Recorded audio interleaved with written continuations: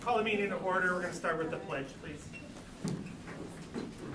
I pledge allegiance to the flag of the United States of America and to the republic for which it stands, one nation, under God, indivisible, with liberty and justice for all.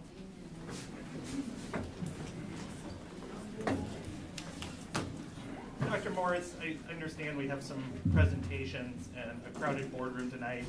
So to move this meeting along in not an expedited fashion, but a fashion which allows part of the room to leave, I think we have some maybe ideas for an amended motion for that. That is correct. I do need to recommend the following changes to tonight's board agenda. Inadvertently, the public hearing and the agenda item for the budget amendment for fiscal year 23-24 was inadvertently left off. It was posted in the Quad City Times on May 11th, and so we met all statutory requirements, legal requirements. So I'm proposing we add 2.02 for public hearing tonight for the budget amendment for fiscal year 23-24, this type wrong, 22-23. And then that would subsequently add an agenda item under section 5 for the budget amendment for fiscal year 22-23. And then the other change, 5.06. it will be 5.04, because we've got some additional changes. Okay. So hang on there with me. I'm proposing that we move 5.01, 5.02 up to 3.04 and 3.05, so that we can get our students who have graciously said yes to being here tonight to share the great work that they're doing home, so they can finish their studies and get their homework done for tomorrow. I then propose to move 3.06 up,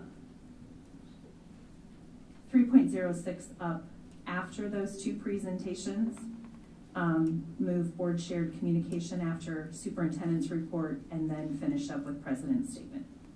Everything else will just fall in line. Also, Dr. Morse, okay. I also recommend that item 5.05 under information/action be removed from tonight's agenda to be tabled until a further meeting where we can have appropriate discussions and more information regarding the Center for Educational Leadership contract approval out of the University of Washington. Okay, so I'm going to construct this in a little bit different manner. Dr. Morris made a request that there be one change to the agenda. So can that's on the floor. Is there a motion to approve or for her procedural changes for the agenda? And then I will get to yours, Paul. So I just want to quickly review. Add 2.02 public hearing. Add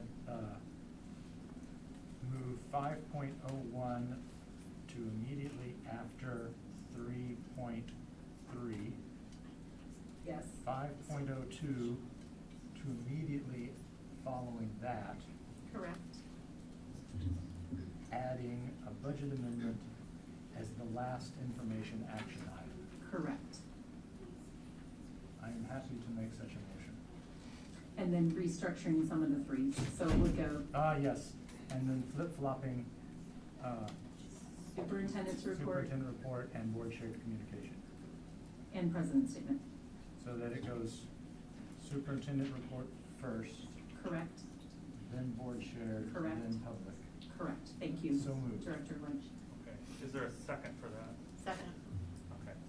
Paul, can you repeat your request then? Yes, I requested, Make sure it's clear. information action item 5.05, the approval of the Center for Educational Leadership contract out of the University of Washington be removed from today's agenda and tabled until a future meeting when we can have more information and more discussion regarding this contract.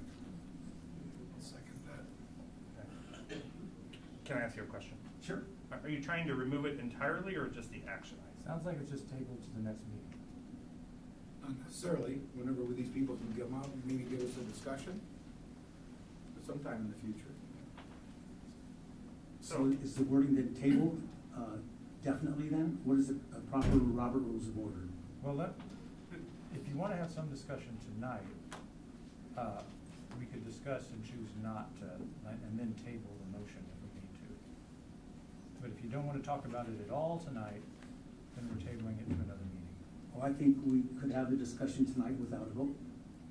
I'm So then we agreeable with leave that. it and choose not to vote, or choose to table a vote at that point. Let's have a discussion without the vote. So, well, we'll make that decision in the agenda, in the item Yeah, itself. because the board could call for a vote, Director Castro. But, so you want us to have a discussion, but not necessarily a vote? Why don't we do this, so that way people can be clear, because I'm intermingling things, I could probably done a little bit better. Why don't we vote on the agenda as we think, and then present Paul's change? Fair enough. Probably should. Are people comfortable with that? Sure.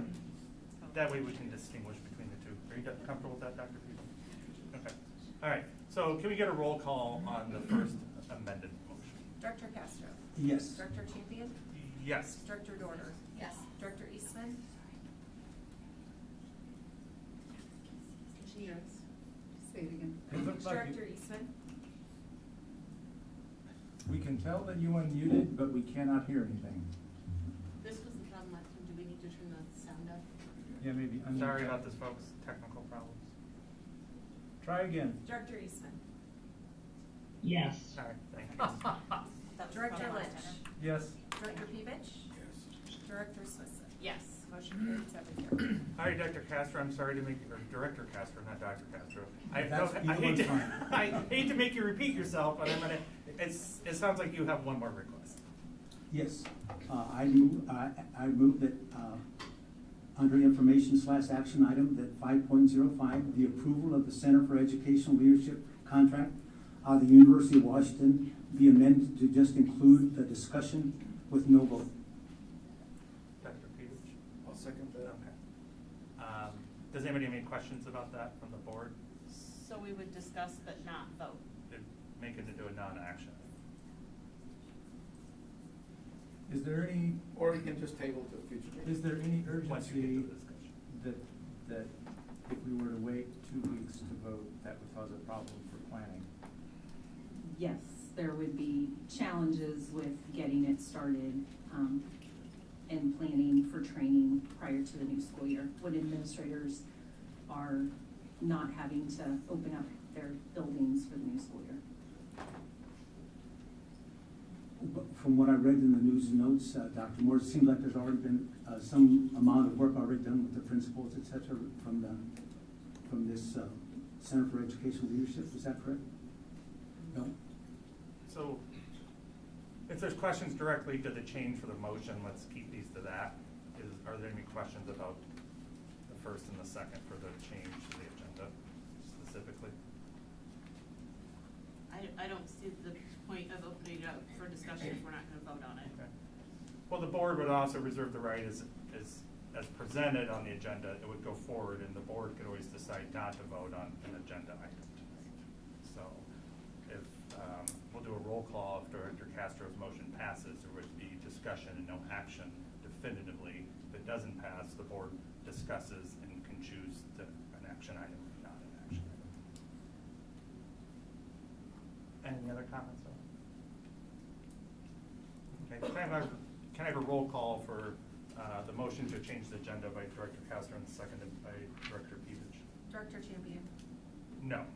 Director Dorder? No. Director Eastman? No. Director Lynch? No. Director Pevich? Yes. Director Smithson? No. Director Castro? Yes. Motion carried 5-2. All right, I would make a motion to table it then to a future meeting. so you want a motion to table it entirely to a future meeting? Yep, no discussion tonight. All right, do I have a second for Dr. Pevich's motion to table? I'll second it. Okay, do we have any discussion about that directly related to the motion? As it stands now, the board is going to discuss it, has the option to, it as an action item, but we could always choose not to take action tonight. Dr. Pevich has asked to table it in its whole. I just think we need to have a presentation from these folks. We haven't heard from them. This is fairly new.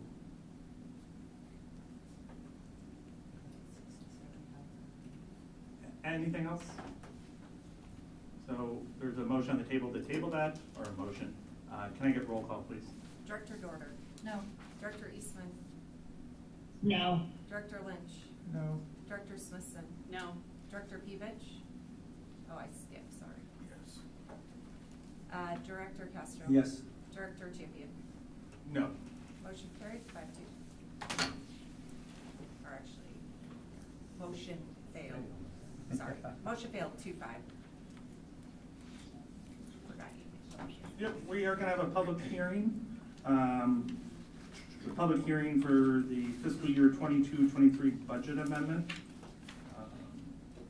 We have 1 minute, or we'll just open the floor if there's any comment specifically to that budget amendment.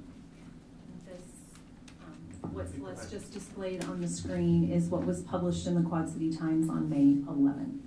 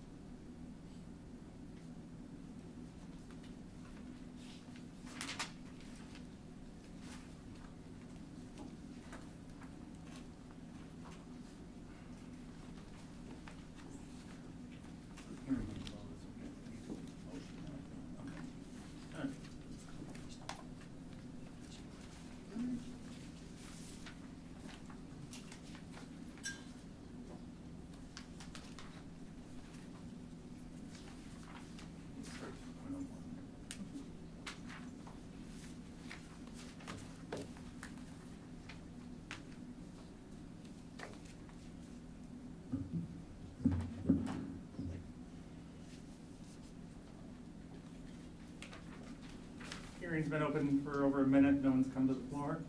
Let's move on to 3.01, EICC welding competition. Is there a board member that could present that, please? How about Director Lynch? Okay, give me just a moment.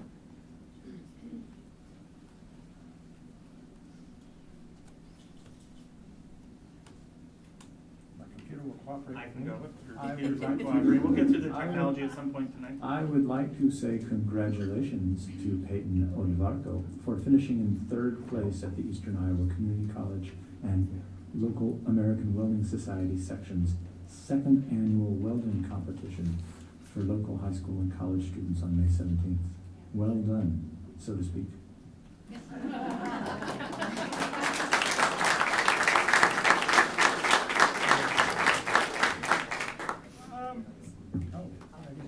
Director Castro, would you mind doing 3.02 for me? You don't have it up, I'm sorry, No, to I put you do on the not. spot. I do not. Linda? I'm not the only one. 30.03, BHS, Scott County Regional Authority Grant Award. Christy Kleppe, BHS Principal, Haley Hoyt, BHS Future Ready Coach, and Dan Milburn, BHS Industrial Technology teacher, submitted a grant to the Scott County Regional Authority, the SCRA, for the 2023 spring grant cycle titled For Safety and Modern Day Learning, a Machining Lab Update.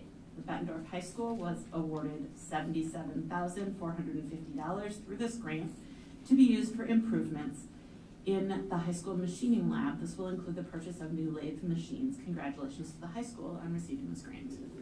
Thank you. We jumped ahead a little bit. We read 3.03. Oh. Awesome. Thank you, Dr. I'm sorry, Peters. I missed You it. don't need to apologize at all.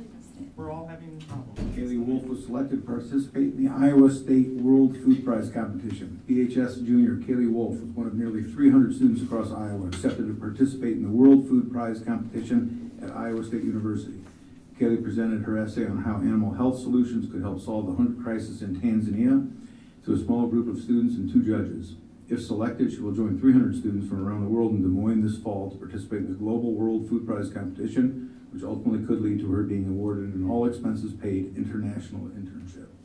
Congratulations to Kaylee Wolf.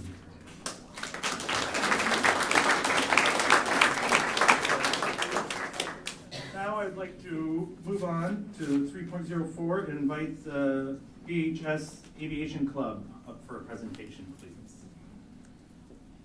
Thank you so much for being here. Thanks for having us. Super So excited. I'm Elizabeth Richards, the program advisor. So I represent the school and the students, and we work closely with the local EAA chapter 75. And they're the experts. They've built the planes before. They have the certification, and they are quite the mentors to these students.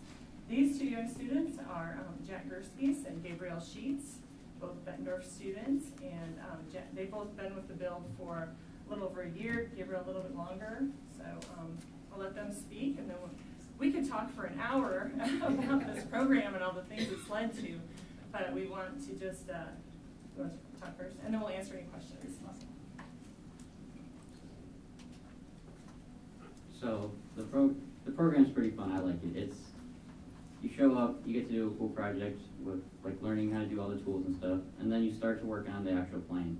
The plane we're building, it's going to be a 2-seater plane. What's it called? Do you know? The exact name is? Oh, an RB-12IS. Right now we finished the wings, we finished the tail end. Right now we're working on the fuselage. It's pretty fun. Learned a lot. Met a lot of new friends. You can scroll down some of the pictures. We can pull that down a little bit if it's easier for you.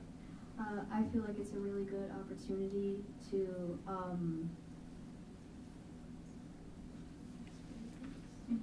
like gain experience, especially if you want to do things like engineering and technology, aviation, anything like that. Really, it's a really good opportunity because it's hands-on experience. Like, the mentors are there to help us and guide us, but we're the ones building the plane.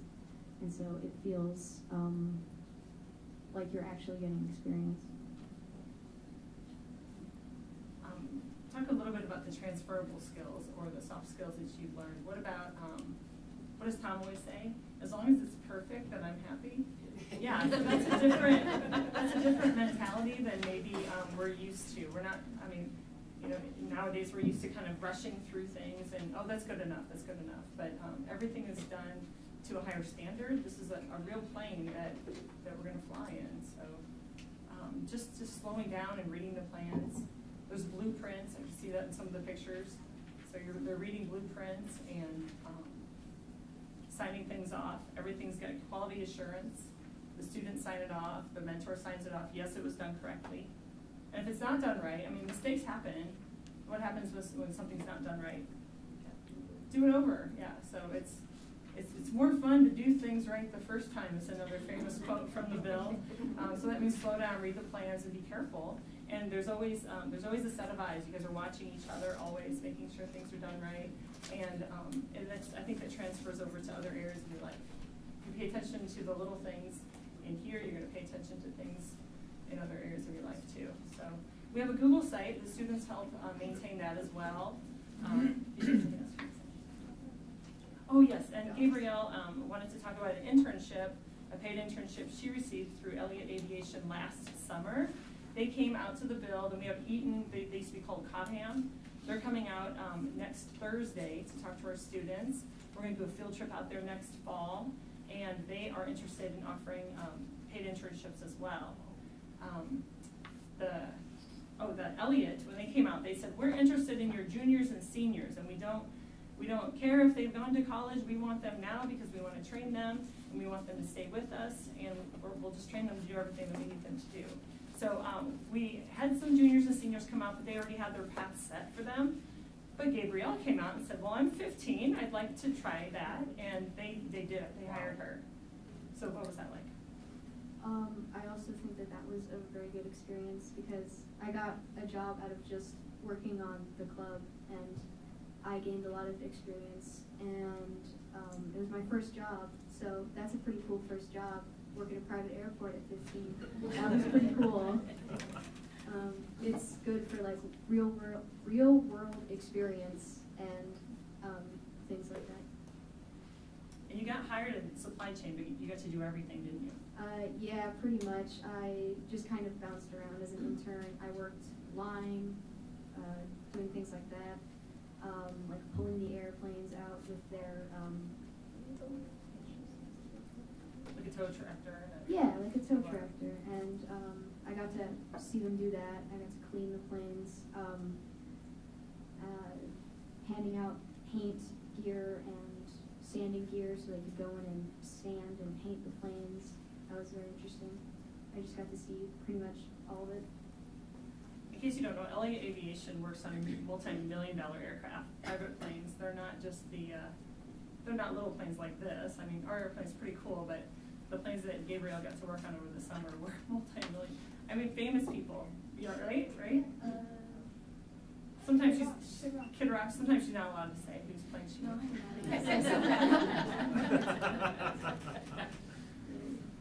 So we're finishing up the main part of the plane. It'll all come together at the beginning of next year, and then we've got the engine already in. We have the avionics, and we'll start all that next school year. Yeah, wing avionics, putting the lighting kit into the wings right tonight. Can we throw a couple questions at you? Sure. How many kids are in the club between the schools combined? There are approximately 60 that have joined, Okay. but the sweet spot for how many students come would be about up to 12. Any Okay. more than that, then it just gets to be too many. And so we have a sign up, we have Team Snap, and you sign up through that. And we haven't had to turn anybody away. If we get more kids to show, like Monday night, we had a student show up after his other thing at school. They had some presentation they had to do at school. He showed up about an hour late, and I said, well, everybody's already kind of in their groove, but what we really need to do is look at those toolboxes and get those re-inventoried and cleaned out. And boy, he poured his heart and soul into that and didn't even want to stop when it was time to go. But so there's always something to do. I learned that. I was in the Navy. That's how I got interested in this. And I work as a substitute teacher for you and North Scott. But so that's how I got into this. Is I worked in aviation in the Navy, and there's always something to do. There's just something special about aviation, and I'm glad that these kids have an opportunity. There's room for more, for sure. Director Lynch? I'm curious, do either of you have any desire to get into that pilot seat once this plane is built and get a license and try flying it yourself? Of course. The EAA has a program called Young Eagles, and they provide a free flight for students 8 to 18 or 8 to 17 years old. And since we work really closely with the EAA, that's something that's a door that's opened up for them as well. Oh, the Ray Scholarship. So there's a senior at North Scott who, not through this program, but now he does work in this program. His name is Keaton Brock, and he received a scholarship for up to $11,000. It depends, because he already had some hours to receive his private pilot's license. And all he has left is his check ride. So he's graduating this year. That's another opportunity. 2 students from Bettendorf went out to study aerospace or aeronautical engineering. Stephanie Stelmach and Aiden Hamner. Yeah, so Aiden's in California and Stephanie was down in Missouri. And we look forward to both of them coming back to the build, hopefully soon, and just giving us an update on that. How long does it take to build the whole airplane? Like, so it sounds like a multi-year project, so. So far, this is our second year, and we're still working on, the airframe part of it, which is pretty typical. We've talked to other EAA chapters who have done this with students before. There is, through the college up in Dubuque, they built one, and it took 3 years, so 3 to 5 years. So it's a pretty good investment, pretty good project. Next year we are gonna build an RC plane as a supplemental. The EAA already purchased the kit. It was just $500 for an RC plane, but it's really neat because it comes with a neat flight simulator. And speaking of flight simulators, we have had a flight simulator that a member brought in. And it was really neat because it had the controls and everything in 3 screens. And the kids loved flying that, but it belonged to one of the members and his kids wanted it back. So we are, we're gonna raise $3,000 to buy one to keep there for the students that fly, because we have flight instructors. I mean, Gary's a corporate pilot, one of our mentors that comes, and he'll stand behind the kids and say, here's how you land, and here's what you do every step of the way. I mean, they're getting free flight instruction. It's amazing. Yeah. There's so many more facets to this thing. Every year is just so exciting. So I encourage you to check out our Google site, and I brought a couple of, I did email it out so it can be sent. We'll answer more questions, but I'll pass these around and you can keep them and check those things out. Go ahead. You have a question, Paul? Yeah, Jack or Gabriel, how many hours do you think you've already put in on this plane, individually? I have a logbook. We have logbooks. Do you have one? No. He doesn't have one. I do. That's why you got the scholarship, right? I have around 137 hours, and that's just from May of 2022, and I've been here since October of 21. So, but those are unrecorded, so I'm not sure how many hours I have in total, but as of recently, 137-ish. All right. And Jack, just on approximation, how many do you think you have? I think I started back in September, I believe, so probably around 50, maybe. Yeah. This is kind of a neat program because we encourage students to do other things. Like if you're involved in theater or sports, you come when you can. So we offer the program 3 times a week, and you just sign up on the team staff so we know you're coming, but you don't have to say, oh, well, if you can't come 3 times a week, you can't be in our group. It's not like that at all. So we might see, this might be a Saturday kid, or this might be a May through August kid, or not August, I'm sorry, we don't build in the summer, those aren't air conditioning. But yeah, so you just come when you can, and that's why the plans are written off, so anybody can just pick up. That's why we chose this aircraft, because it's easy just to pick up where the last person left off. And everything's recorded, and it'll be inspected by the FAA.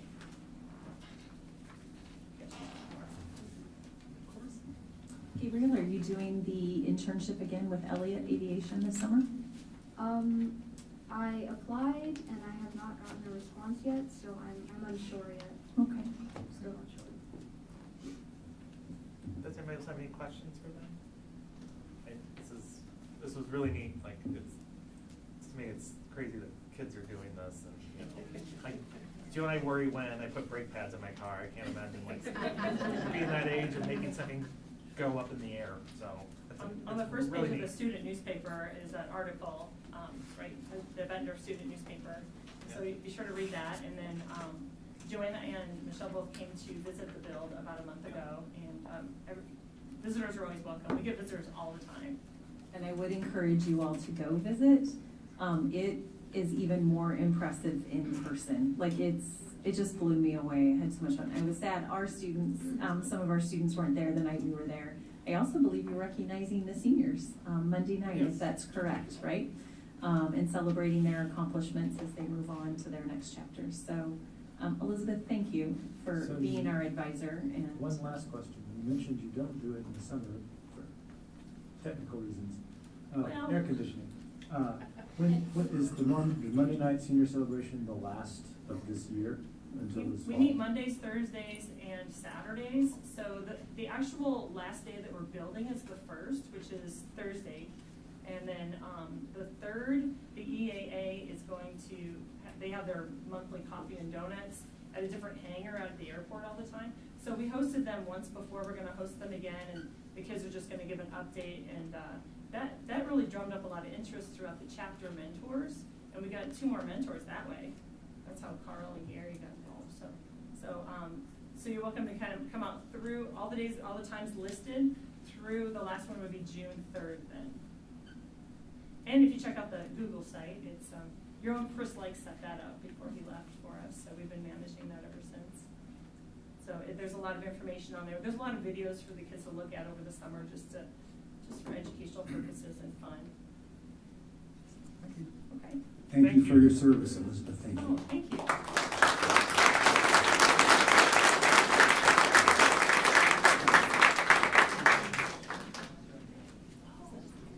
Yeah, so now we're gonna do 3.05, which is gonna be the Thomas Edison presentation. Well, first of all, my name is Jeff Blackwell, and I want to thank Dr. Morse for being our keynote speaker last night at our commencement program, and the board members who did attend. We appreciate it very much. The parents and the kids were very, very impressed that people came down to see that event, so thank you very much for that. When I started in late August, early September, I asked a number of our students, what they liked about Edison and what they felt they were missing. And many students said that they liked the fact that they were actually able to do things at their pace. One of the things they missed was the extracurricular kinds of things. And so I asked them, what kinds of things would you be interested in if we could do it? And so the loud and clear, various forms of art participation came back. And so we were able, and I want to thank the Bettendorf Schools Community Foundation for being our primary sponsor and primary financier. We have others. But we put together a program which allows our students, after they are done with their classes on Friday afternoons, and keep in mind many of our kids work, so that's a little challenge there, but it also means they're not interfering with their credit classes. And so we've been proceeding along, and some of the work, if you were at our school last night, you saw one of the products that's going to be the first school on display at the Siren Ship down in the village of East Davenport. It's being transported down there tomorrow. Everything in the project is recycled and repurposed materials, so kind of fun and kind of enjoyable. It's my distinct honor to introduce a couple of people. First is the lady who stepped forward and said, yes, I could do that. And so this is Suzanne DeRue. She's the instructor. Yay. And ironically, her daughter is a flight instructor in Chicago. So I think the connection was just me. So there we go. The other is one of our students, Ezekiel Johnson, and Zeke has been a very active participant, and he's going to help us move the project tomorrow. So we invited Zeke to have a couple of words about the program. Forgive me, I'm a little nervous, to be honest with y'all. We are too. I love you too. Members of the board, superintendent, and the people in the audience, I want to say hi, welcome, and thank you for having me. I'm Ezekiel Johnson. I'm one of the original members of the Edison Art Department, and I came to say this with the utmost gratitude. Thank you. Thank you for giving me and my classmates the opportunity, with the help of Mr. Rue, the teachers at Edison, the foundation, and Mr. Blackwell, of course, to express ourselves. That being said, I can't speak for everyone on this, or it is something that is personal. But this has been a stepping stone that I needed. This has opened my world to a lot of art and other mediums of expression that I didn't know were possible. Whether that be painting, beadworking, writing poetry and songs, this gives me something that I need in my life. And for that I am eternally grateful.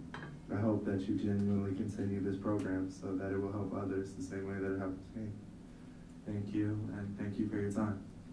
If you have any questions.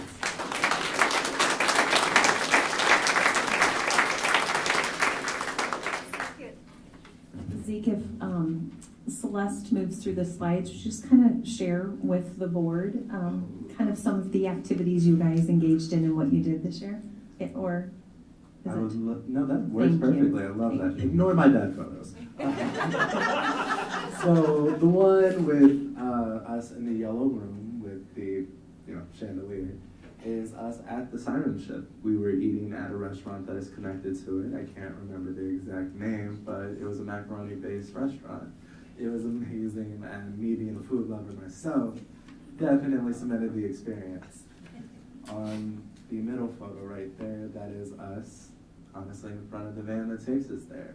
That van has been used a lot to get us from places where we are doing like volunteering work to taking us on trips to Arconic and so forth. So it's something that gets us to where we need to be.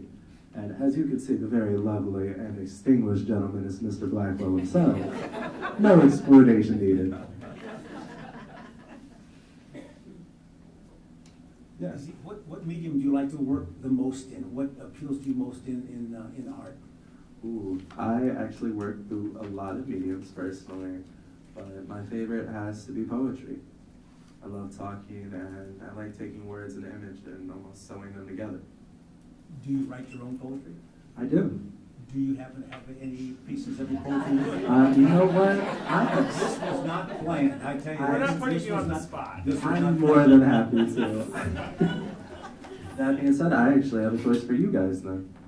I have one written on an experience at prom that wasn't the most favorable. I have one that was written on my family, and I have this skit one that was based off of loneliness. Which would you like? Family. Okay, let me see if I can find it. Just talking up so much. So to further explain this poem, my mother's name is Robin. I have 14 sisters, but I have 2 main sisters. Those are people that I look up to in this world. And that being said, I compare them to animals. My mom being the robin, obviously. My oldest sister, Katana, being a fox. My sister that's in the middle is a cat, more properly an alley cat. And weirdly enough, we all are different skin tones, and so I also do that. My mom being the sun, my sister who's the darkest being night, my sister who is a yellowish color being midday, and me. I don't know how this happened, but being morning. As the morning robin calls into the sky, bringing forth the sun and bringing forth the day of new to wash away the sins of old, the worried fox runs into the shadows of the fleeting night to escape the all-seeing eye of the sun. 2 dragons following close behind. Following the fox in the afternoon, walking through the streets as if they owned it, is the streetwise alley cat walking in pride, claiming anything that it touches is theirs, with a little light hot on her trails. Following the bird in the sky, and following the rise of the sun, and in the midday, is a lone pup making his way through the days of noon, following the tracks of the others, determined to walk a path of his own, heeding the caution of the other animals. In this poem, I talk about my sister, who I love to death and is incredibly smart but runs from trouble. My other sister who is prideful in all of her endeavors, but usually for a good reason. And me who loves my family so much, but I'm gonna make my own way in this world, one way or another.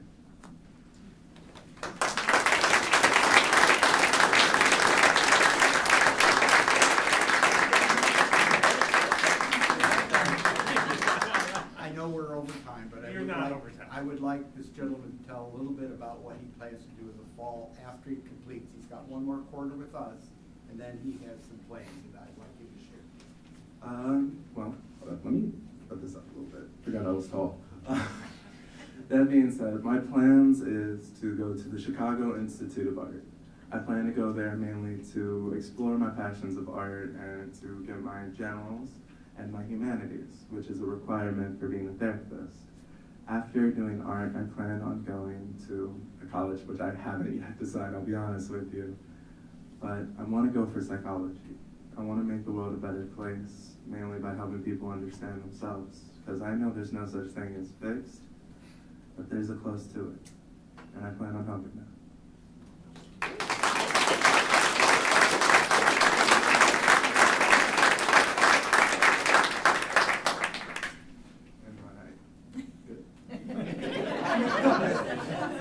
not gonna ask you any questions, but I am gonna tell you, thank you for sharing that. Your poem and your story are really important. Thank you.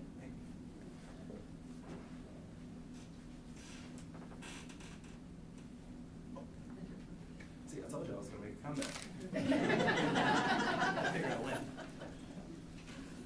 I was just gonna say something, I was gonna do it during a board comment. I just wanna say thank you for all the staff at Edison. That was an amazing graduation ceremony last night. And I'm not gonna say anything else, because that is, that's such a great representation of what's going on down there in the building. So thank you for everybody's work, and thank you for sharing. Thank you. Let me get my computer to work now. What did you say, something 6? Yeah, sorry. Compose myself for a minute here. 3.06, Superintendent's report. All right, why is it no matter where I come up on the agenda, I always have to follow something like that? Zeke, thank you. Thank you. Bear with me, there's a lot to share and celebrate tonight. As you witnessed, we have amazing students in our district and amazing work going on. First, I want to lead with congratulations to our class of 2023. I cannot wait to celebrate them with their families this Sunday at graduation here in our gym. It was definitely different to walk around today in our high school without an entire class present. So they got to finish up yesterday and start their first day of their next chapter this morning. So again, a huge congratulations to our class of 2023.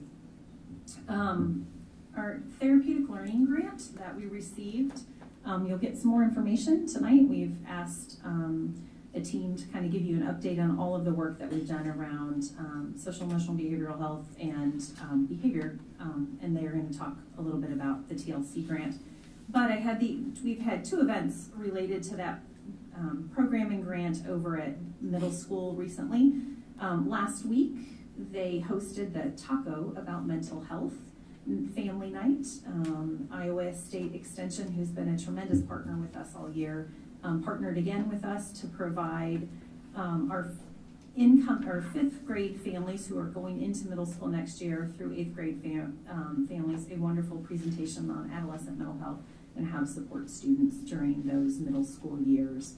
It was very well attended, and the information was just spot on, and was grateful that we were able to offer that to our community. And then on Friday of last week, the Department of Ed came down. We invited them to come see what we were doing in the grant. We had 2 administrative consultants from the Department of Ed come and visit. We were scheduled to visit for 2 hours. They were there for almost, I think, a little over 3, close to 3.5 hours, visiting, touring, and learning more about our TLC program. Feedback was overwhelmingly positive, and our BMS staff and our SEBH coordinator and AEA staff presented to the consultants an in-depth look at all that's been accomplished in the program this year. And I think at one point in time, Barbie Anderson from the department said, "Oh, wow, that's a lot." What a great accomplishment. So it was, thank you to the instructional coaches at middle school, to our administrative team at middle school, to our SEBH coordinator, our AEA partners, and Jen Best, and our other Iowa State Extension partners for all that they've done to get us there. It's been exciting work and very life-changing for some of our students at the middle school, and we look forward to continuing that work in the years to come. Had a wonderful opportunity to end the year with my last conversations with students with quite a precocious group of 3rd graders from Neil Armstrong. They shared with me at the very end they wanted a dance contest, and so that was a lot of fun to see their skills in action. But they had a lot of great input and some pretty strong opinions on how we could improve school. So that was wonderful. But overall, they told me they have the best teachers ever in 3rd grade. So kudos to our Neil Armstrong 3rd grade team. Followed by the all sports banquet last week, we got to celebrate our 12 student athletes who were being honored at the all sports banquet. And then the elementary band and orchestra concert was last week. Thank you to our wonderful elementary band and orchestra teachers for their teaching and developing the talents in our students. Performance was just outstanding, and they tried something new. It's the first time ever that they had put the fifth graders, the band and orchestra fifth grade students, on the stage at the same time, and wow, what an incredible performance. And so I know middle school is excited to get these talented musicians next year. As Dr. Blackwell stated, we had Edison graduation last night. We got to celebrate 28 students from the 3 school districts who graduated. It was a privilege to be there and to celebrate with them and their families. And I want to thank Dr. Blackwell and the entire Edison team for what they did to make last night's ceremony so special in so many different ways. And then this morning we celebrated 9th through 12th graders on Community Service Awards. And so it's for any student who's earned 50 hours or more in a year, or 200 by the time they graduate. We had a special ceremony for them today and heard from some seniors about the impact that serving in their community has had on them. And I look forward to the high school and some of the changes they have moving forward. They're gonna bring about a program called the Silver Cord. And so they're working out all the details, but essentially students who continue to serve and earn a set amount of hours by the time they graduate will have the opportunity to have a special Silver Cord as they walk at graduation. So it's just tremendous as we continue to put emphasis on developing the entire student, right? Not just academically, but what does it mean to be part of a bigger community, both inside our school walls and outside of our school walls. And so please bear with me. I've got some information I want to share tonight that's a bit lengthy for what I typically do, but I think it's relevant to the board agenda item that will come up later tonight. So I want to thank everybody that's here tonight for taking time out of their day, away from their families to be here. And I actually want to thank Senator Webster for reaching out yesterday in the conversation that we had. I want to first take a few minutes to share some background knowledge and hopefully answer some questions and address some concerns. But I do want to start by saying that I'm saddened that if there were questions or concerns related to a board agenda item either this evening or at any time moving forward, that individuals would reach out to us in the district and address those concerns and ask those questions. As we teach our students to seek to understand first, I strive to model each and every day that same behavior of seeking to understand before making assumptions or drawing conclusions. So from the communication shared with me over the last 36 hours or so, I want to clear up some misrepresentations. First, the contract that is before the board for their consideration later this evening is grounded in learning for our administrative team. It's not for our teachers. It's for our administrative team, both at the district office and at our buildings, as well as our instructional coaches. We want that group to continue, we want our teachers to have that space to continue to do what they do best, and that is providing high quality learning environments each and every day for our students. Second, we as a district have and will continue to always ensure that every student, all students, have exactly the supports and services they need to meet their individual goals, individual needs. It does not matter whether they are a student with an IEP, an ELP student, a student who is an English learner, a student from a low SES background. We will continue to differentiate and meet each and every student where they are at. This is not about any hidden agenda or favoring one student group over another. We as educators have an ethical responsibility to educate every student that comes to our classrooms and provide those students with access to high quality and rigorous learning environments where they can achieve their own personal excellence. This year, our instructional coaching team and administrators, led by our Director of Curriculum and Instruction, have worked really hard in gaining foundational knowledge around what we call the student-centered coaching framework, which is Diane Sweeney's framework. This training has been very powerful in helping us to recalibrate what the roles of our instructional coaches should look like. During this year, we have created a mission and vision statement for student-centered coaching to better ground our work. With the student-centered framework, coaches' roles have been redefined and reset at each level in order to ensure that 75% of their time moving forward is spent in working with teachers in coaching cycles either individually or in groups. Grade level groups, content level groups, whatever the need is, and however we can best support our teachers so that they have the tools they need to do what they do best. Through this work, it's become evident the need to define and create an overall instructional framework for the district. This interrelated set of systems and expectations to guide curriculum, instruction, assessment, and the overall learning climate will help us to set the foundation in which everyone within the organization can have an explicitly, clearly defined role. And this all aligns with our work over the last 2 years around our strategic plan and organizational coherence, learning and achievement for all, and supporting each student. By combining specific expectations for how students learn with specific strategies and practices to guide teaching and assessment, we'll be able to create a coherent and transparent system that will support teachers' self-efficacy in evidence-based instructional practices. The work proposed in this contract that is up for the consideration tonight is centered on professional learning for administrators and instructional coaches. The foci of the professional learning is on developing instructional leadership capacity so that our administrators and instructional coaches can better support our teachers in the classroom. Research continues to highlight the importance of principal performance for student learning. Research further contends the number one in 2 factors in determining student achievement is the quality of the teacher in the classroom and the quality of the instructional leader or administrator at the building, respectively. The first part of this partnership focuses on ensuring that administrators at all levels and instructional coaches understand what constitutes high-quality instruction in learning environments, along with the role leaders play in improving that instructional practice and how they have impact on the learning environments for all students, regardless of background. So why should we use an instructional framework? It is something that is used in districts around us.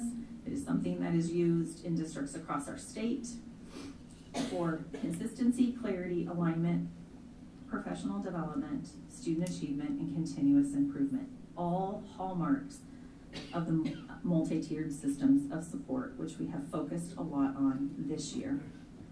Instructional frameworks provide a standardized structure and approach to teaching and learning, and they establish a common vernacular and set of expectations for educators, ensuring consistency in instructional practice within our schools, our district, and our classrooms. And this helps us create a coherent set of learning expectations for our students.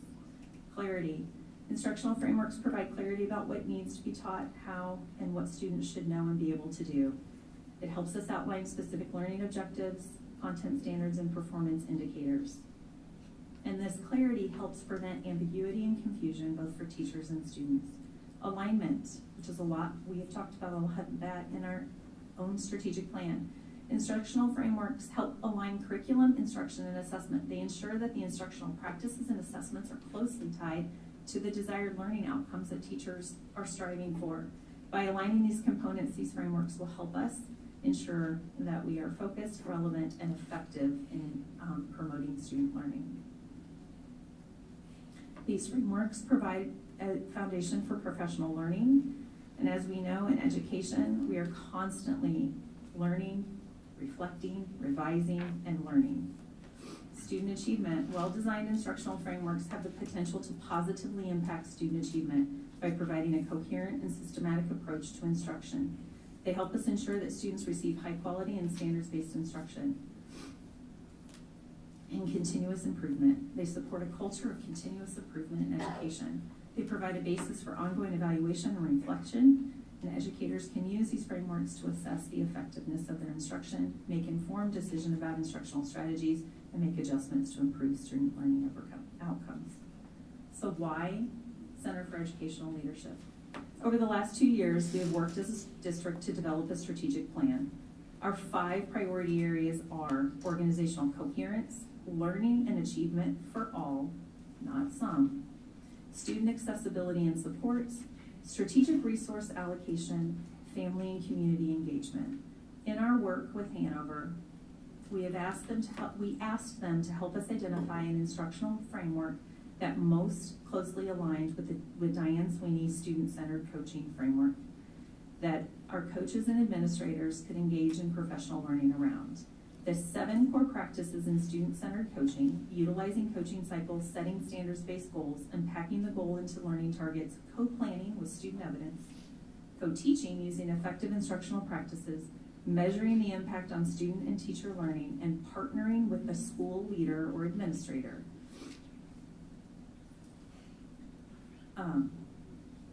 Were at the core of the analysis that Hanover conducted when they looked at 5 different instructional frameworks to find the one that most closely aligned through the research with that student-centered coaching framework we've been engaging in work in. And the 5 they looked at were Danielson's framework, Universal Design for Learning, the 5 Dimensions of Teaching and Learning, which is from the Center of Educational Leadership, Rigor, Relevance, Relationships Framework, and the Learning Focus Framework. Their analysis consisted of creating a crosswalk to showcase common elements across each framework and how they align with the student-centered coaching framework. Based on their analysis, the 5 dimensions of teaching and learning best aligns with student-centered coaching. In the framework, or the 5D framework provides a common language for teaching to help districts, schools successfully grow high-quality instructional practices. This research was developed through a multi-year project, and this instructional framework combines vision statements and guiding questions to help educators reflect on the core elements of effective teaching: purpose, student engagement, curriculum and pedagogy, assessment for student learning, and classroom environment and culture. This framework also looks at the student as being a key driver in their learning. It's a research-based tool to help us create a common shared language, scaffold the development of expertise, and grow high-quality instructional practices. It was updated in 2020 to reflect additional research on the science of learning and development and ways in which student experiences in the school and classroom influence their outcomes.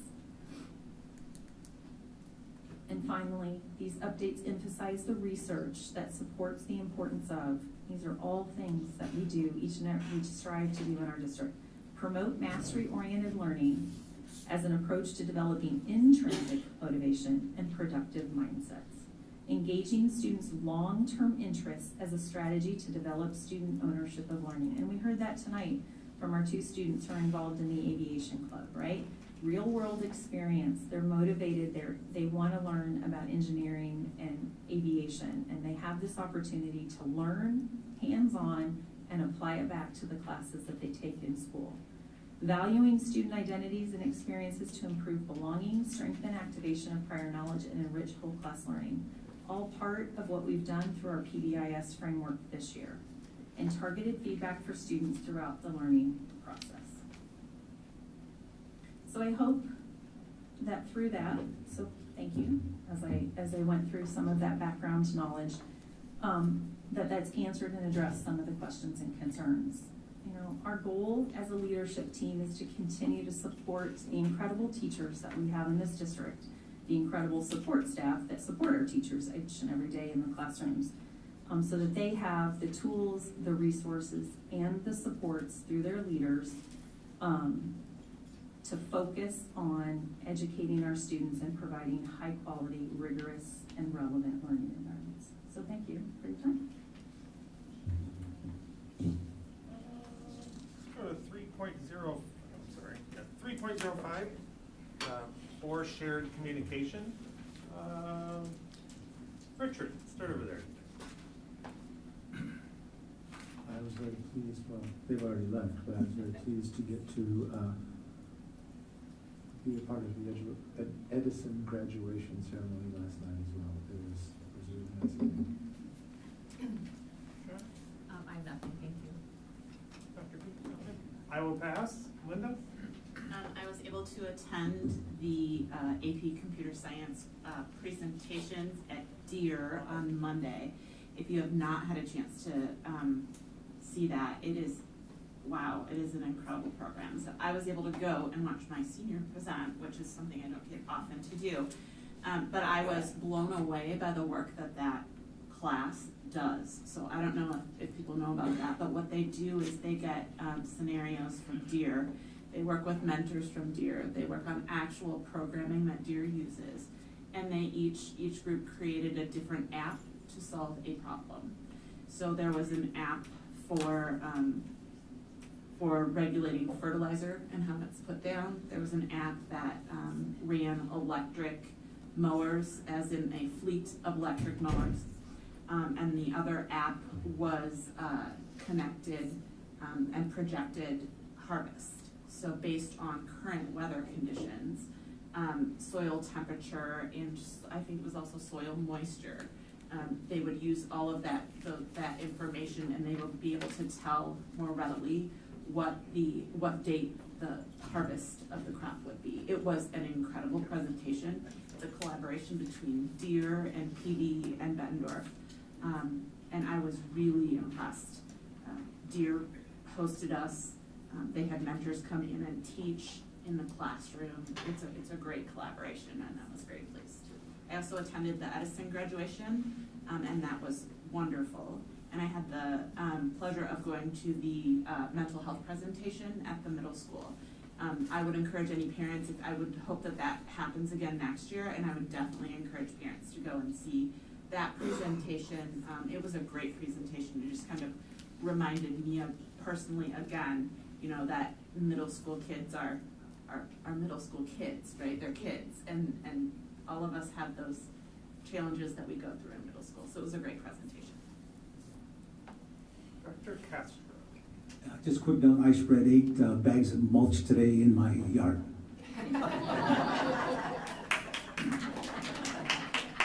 Good work, Paul. There's probably 8 more that need to go down. 9. 9 more. We will move on to, 3.08, President's Statement, public comment. Any member of the audience may address the board with comments about items of interest or concern. Citizens wishing to address the board during public comment must complete the Public Important Board Meetings Form, BP 213-1. It is in its entirety prior to the start of the meeting or at minimum prior to speaking. Please state your name and please limit your comments to 3 minutes. Iowa law prohibits discussing specific employees or their job performance. We caution those making public comments. What they say could violate the rights of others under the law of defamation or invasion of privacy, and if they're unsure of the legal effect of the remarks, they should seek independent advice prior to making their comments. Anybody who wants to come and speak from the board, you can step up now. We just ask you to fill out the form. It says before the meeting, but it just needs to be filled out before you come up, and please hand it to our secretary.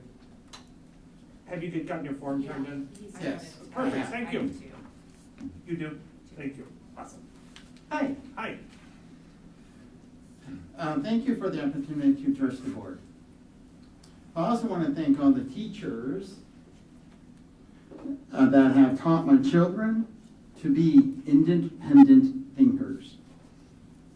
All the teachers that I have had have given me the wisdom to ask questions so that we can be objective, and the knowledge that equality is important for a society to be successful, regardless of religion, race, sexual orientation, or disability, etc.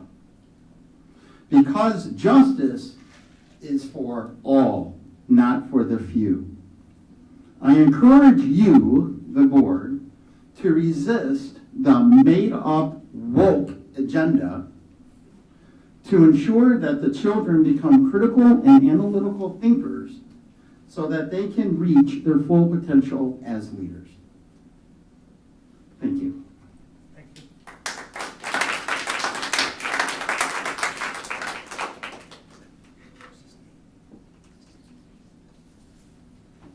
Was there anybody else who wanted to come up? I'm sorry, I missed his name.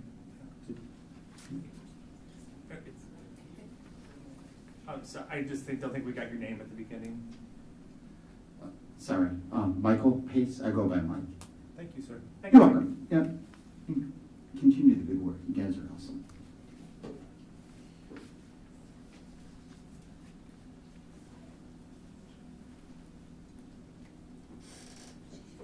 Oh man.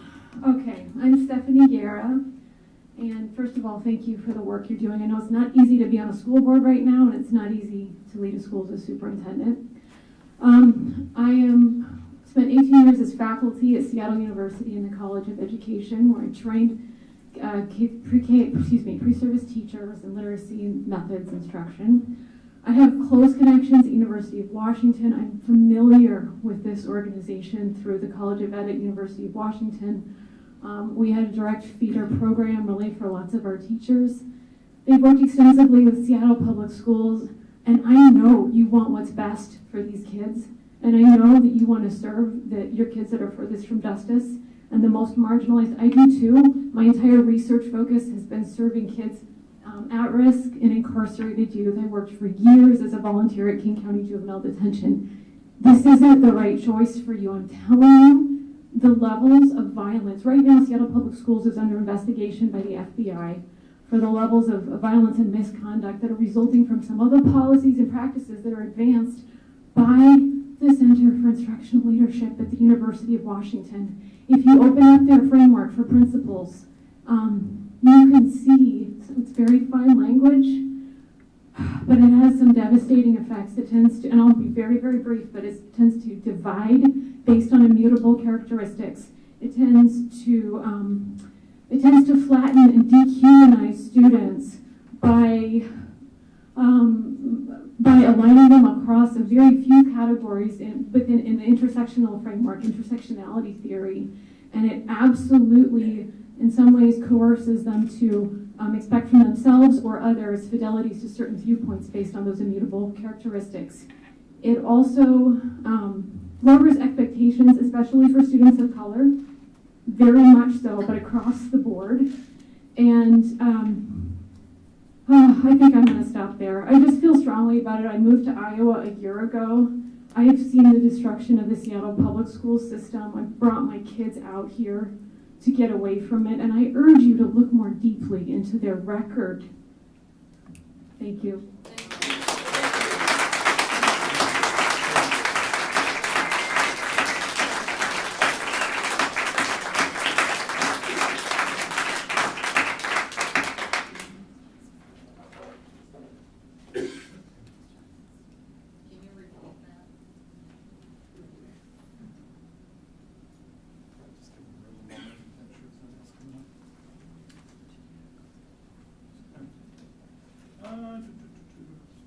Student board representative report, right?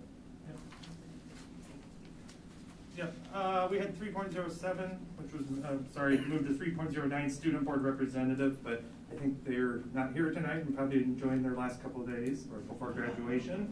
And they've had a busy week. They had a busy week, so I'm sure they're exhausted.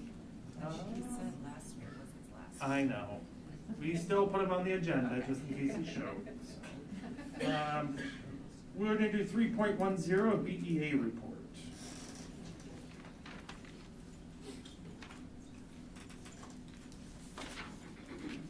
Good evening. The BEA negotiations are ongoing, and we will be providing a response tomorrow morning to the Bettendorf Community School District. It is the right, regardless of gender identity, gender expression, or sexual orientation, to access a free public K-12 education. The BEA and BESA welcome and supports all students.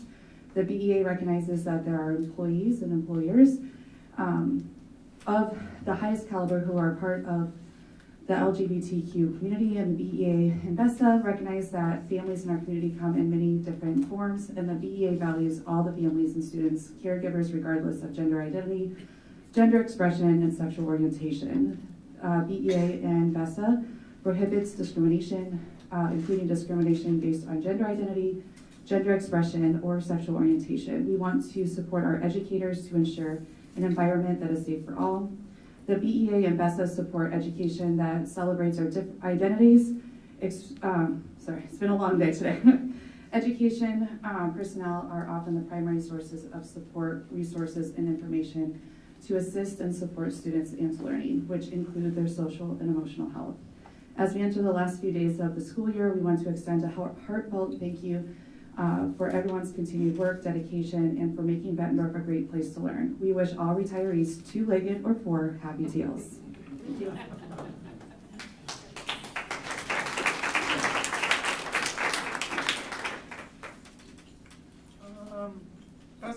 grade 11.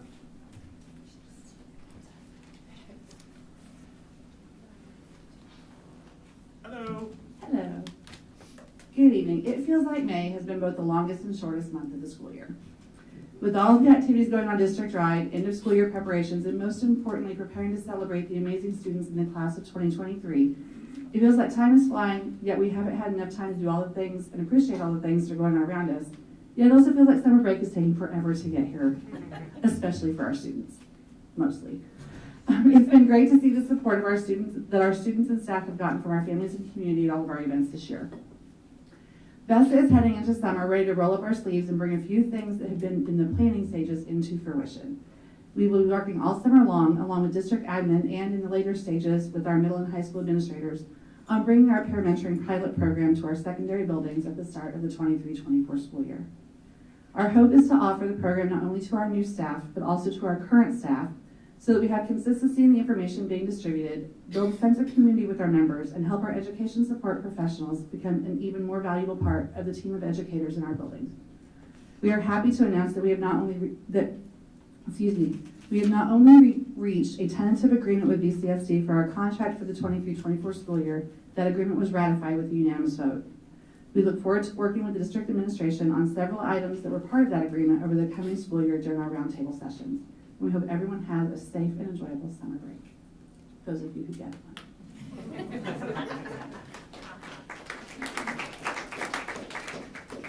And then BSSA was, BSA does not have a representative here tonight, correct? Okay, so we'll move on. And then we should be back on track. I appreciate everybody working through us with those agenda changes as I muddled through the numbers. Consent agenda, can I have a motion? I move we approve the consent agenda as presented. Can I get a second, please? Second. Roll call, please. Director Eastman. Yes. Director Lynch. Yes. Director Levitch. Yes. Director Smithson. Yes. Director Castro. Yeah. Director Champion. Yes. Director Dorder. Yes. Motion carried 7-0. Next thing is, it's listed 5.03, but we moved it to 5.01, just through the attrition of those two prior ones. So district PBIS and behavior presentation. So I'd like to welcome up our Director of Curriculum Instruction and Assessment, Jamie Olson, as well as our Director of Student Services, Karen Allison, and our SEBH Coordinator, Sarah Harris. And I know, take it away. All right. If you remember, we started off the year letting you know kind of summer work we had done around PBIS and getting systems and processes in place, and we're just here to update you on what's taken place, give you some data around behavior, and then let you know where we're moving forward. So I know we got a lot on the agenda, so we all agreed to talk fast, and Melissa said if I didn't, she was going to heckle me. So we will keep moving quickly.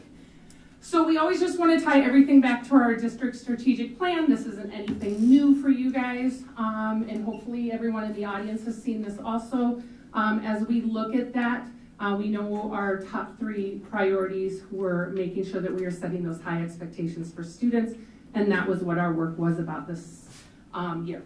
So our next slide just grounds you back into that MTSS system. It isn't a system that's standalone. One part of a multifaceted system in order to make it. Our state has their own MTSS guidelines and framework, and from there we get to adopt what that looks like within our district. So we came up and really united this year for that district system, so we're PK-12. Before we had some silos, some were doing it. This year we got that system thanks to Sarah and all her knowledge of systems to get that going. Then what does that look like in each school? Obviously a high school system is going to look very different than an elementary system in terms of what your expectations may look like, but the foundation of that's going to be the same. And then each teacher at that educator level has that system going in their classroom. And all of that leads those efforts to that increased student outcomes across the board, not just behaviorally, but academically too. So what is behind all of this? It's all about data, data, data. And if I got paid $1 for every time Sarah reminds us everything needs to be data driven, I would be retired by now. So With that, we start with screening and benchmarking, and that just lets us know where we need to start and with what students. And it gives us an idea of everybody's different. What I need is not gonna look the same as what Sarah needs, or maybe what Karen needs. And so we need to do that screening to figure out where things are at in this term with behaviors. What's the underlying cause? Often the behavior is a communication of I need help with something. It's our job to figure out what they need help with. Then, as we start to put interventions in place, how do you know if it's working? If you tend to remember the hard days and you forget the good days, and so that progress monitoring is that fidelity way of us making sure. The diagnostic data is also there just to make sure how do we need to modify, adapt things to keep moving. And obviously, we all need that accountability piece, that check, and that's where that fidelity comes in and lets us recalibrate anywhere we might be getting off. Everybody's seen this triangle 100 times, but it will never go away. I think the key with this is the fact that I can be in a lot of different places depending on what area you're looking at. I may be phenomenal at math, and I may be right where I need to be, but I really struggle with writing, and I need much more intensive help. And it can go back and forth, and that can ebb and flow, but the whole idea is that we're looking at meeting students where they're at and getting that triangle fit across our building. The whole idea behind everything we're doing is prevention. If all we do is react, it is very, very tiresome, and everybody gets confused. The kids don't know what's going on, the adults don't know what's going on, and we never get anywhere. We just become firefighters trying to put out all of those fires. So next, how am I doing, Melissa? Am I good? All right. So next, I'm going to move this over to Sarah, and she's going to kind of walk us down. Okay. I get the great pleasure of kind of telling you the end of year report and all of the stuff that we have really worked extensively hard at. When we began this journey, I showed this slide because we were doing a reboot, that some of our buildings originally adopted PBIS, a few in 2006, then 3 more in 2011, 2014, and 2017. Well, you see that original training building block in the lower left-hand corner? Well, the buildings received training. We weren't at district alignment. We weren't at how do we approach things? How do we make sure that we're equitable across the lens in regards to database decision making? So they're not different from building to building to building. And so the uniqueness was around organizational coherence. We created a district leadership team to really wrap around and plan. What are we doing at the district? How do we align systems? What does this look like and sound like for all of our buildings? And in regards to that, we did a great kickoff. I'm going to share a little bit about that behavior guidance that we really talked about at the beginning of the year and that extensive work. And then we rebooted Tier 1. We did 4 days of PBIS training and really dove in with our building leadership teams. So the reboot of components, there are many, many components in Tier 1. And the major component is our building leadership teams. Without them, we couldn't do this work. Without the great teachers and educators in the building, this work wouldn't happen because it's student-centered. Everything is around the students. And so a lot of the components that are up there, from discipline systems to classrooms to data to teaching, while all those components are there, at the beginning of the year, we really focused on, again, that discipline data system. And so I'm just going to highlight a few things that we have. First was organizing and having that first priority around our teams. We talked and brought a presentation prior around all these acronyms up there. I had described them once when I came, but that our buildings would have building leadership teams, that they would be the drivers of the work, both academics and behavior, that PBIS team is a team that happens at the secondaries, because at the elementaries, the building leadership teams take both of those components. The SST is called our student success team. That's who leverages Tier 2 and Tier 3 of that multi-tiered system of support when they need supplemental or individual intensive interventions. And then our professional learning communities, which are really our teacher center.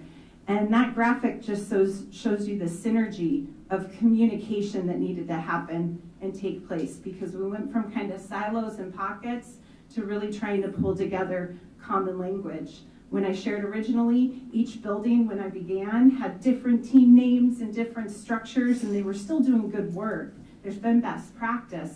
It was more around alignment and how do we know what we're communicating about.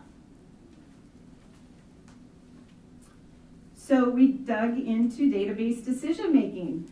So as a district, we looked at and created rules around credit accrual, grad behavior, attendance, tardies, somatic data, which would be nurses' visits, etc., around like, hey, what does an on-track student look like for data?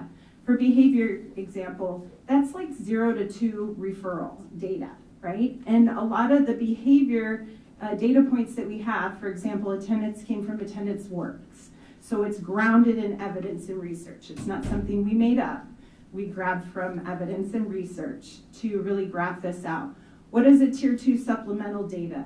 And so we call this a multi-gate of data because it's not just one point, it's different points to see, hey, does this student need some supplemental intervention? So we rolled these out and we have them now across our district as sources that our student success teams can look at to drive decision-making for support for behavior interventions. We also trained and have stakeholder language at our secondaries. We started team-initiated problem solving and really started to leverage how our teams look at data, learn about data, problem solve, and have really good, strong conversations. And I'll share kind of some next year's language, but really started supporting our teams in how to have those conversations. This should look familiar. This is what kicked off our year when we started. We also had that flow chart of guidance. What does this look like and sound like for majors and minors? Really discussing what that looks like and sounds like. The behavior guidance for problem behavior definitions that come from the SRI, State Reporting Index, that the state has. And we went from different things in our system and collecting data to really aligning it to the state language and teaching people what that looks like and sounds like to help guide decision making.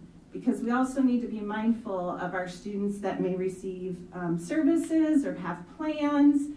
We need to make sure we're doing those things as we think through behavior guidance as well, and have some strong conversations. So that's a tool that everybody can use in decision making. As where we were before with the 3 Ds, defiance, disrespect, and disruption, we had to define those and clearly say, what are those? Because when we look at that data, it helps us with intervention. If I have a student who is defiant, that means being non-compliant, that intervention is going to look different than a student that may yell out and disrupt. So it helps guide us. And last flow chart, but we love flow charts because they help with decision making. The flow chart on the left, there's a front and back to, we've shared these as we've come throughout the year and talked more extensively about them.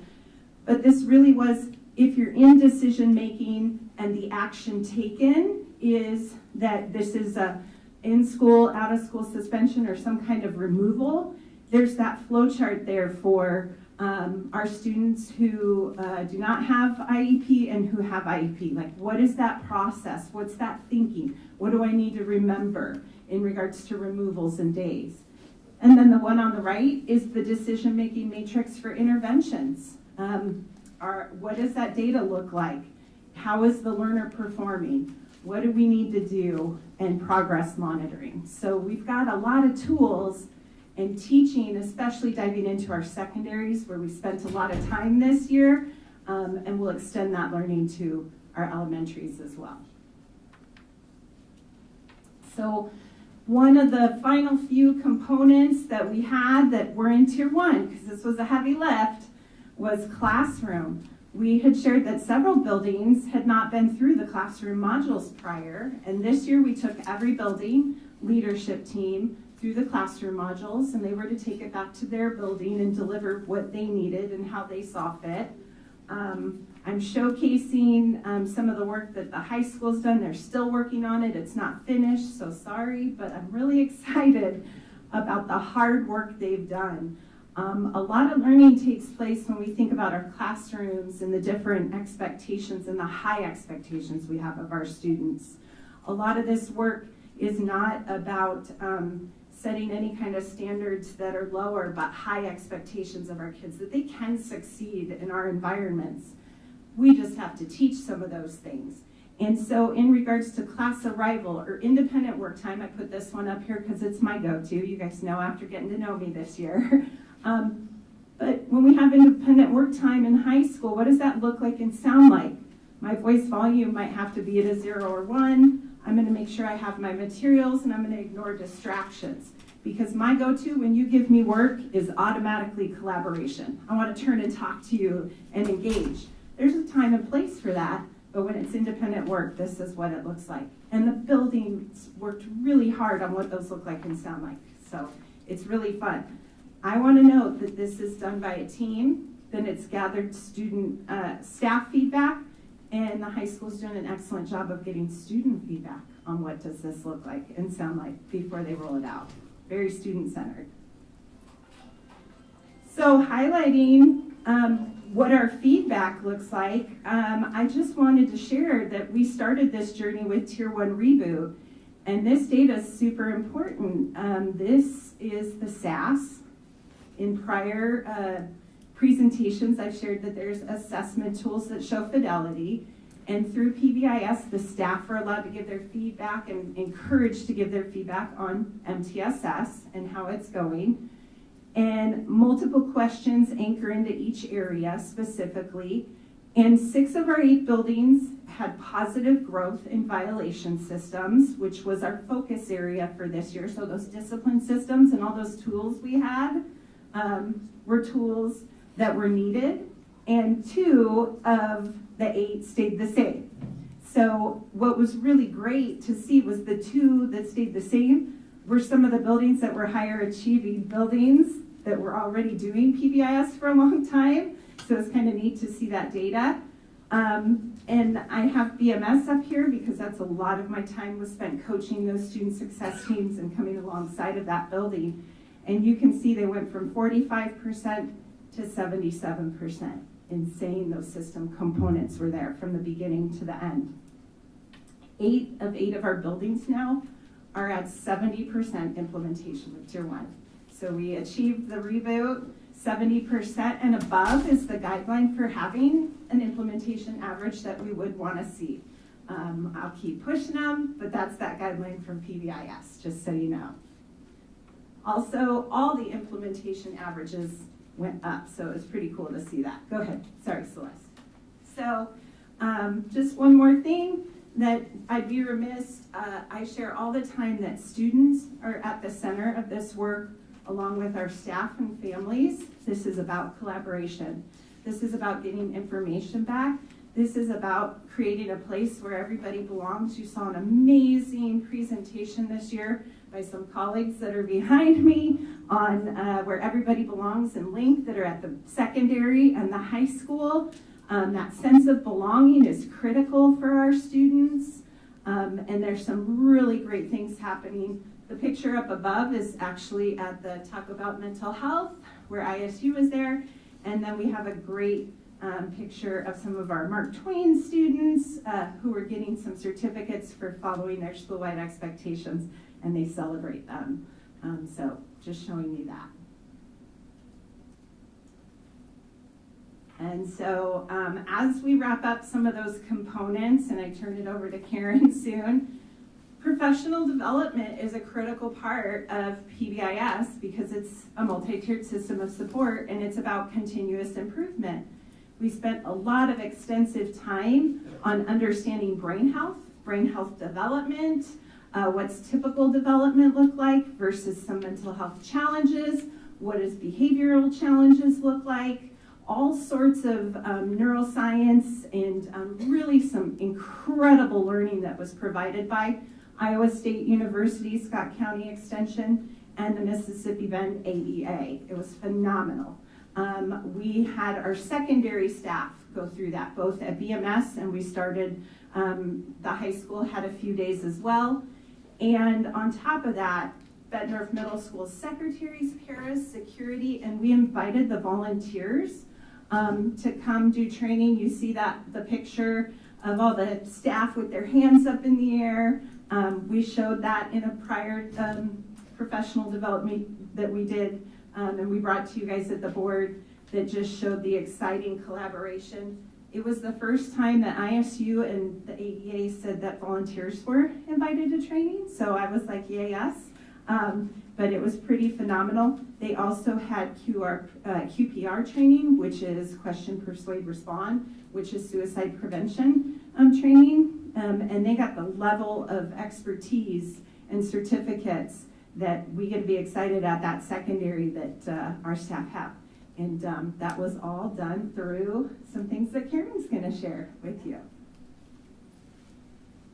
So we were afforded opportunities like this through 2 different grants. One was across the district with the SCBH grant, the Social Emotional Behavioral Health Grant. That afforded us the opportunity to take teams to the Iowa Best Conference in the PBIS National Conference in Chicago. And it also supported the other PBIS trainings that we did throughout the school year, including covering classrooms if we needed to for subs. And the other one is more specific that you know about at Bettendorf Middle School through the therapeutic grant. And just the intense training that the staff went through at Bettendorf Middle School really supported the growth that you saw that Sarah talked about with our systems of behavior are put into place and how we're supporting kids to access the education day in and day out and giving them what they need. We currently have 11 students that are a part of the therapeutic learning community, and just a reminder, that is not a room, that is a set of services that those students need that are very individualized and specific to those students to access the school day each and every day to help them be the best that they can be. We are very excited. We submitted a federal grant that is around training through the mental health awareness training, the MHAT. We won't hear about that yet for another probably 2 months. It is in a review status. Looking forward to that. And after we had our visitors from the state come, we're looking forward to having an opportunity to apply for more grants and hopefully more grants around therapeutic learning communities. And so hang on tight. We're looking forward to applying for more grants and hearing more opportunities that are out there to support our students, and that will be done through what we can provide the training that our staff needs to support the continued growth and success. One of those pieces was a professional development day that we had on April 10th, and that was really focused around our staff and well-being of our staff.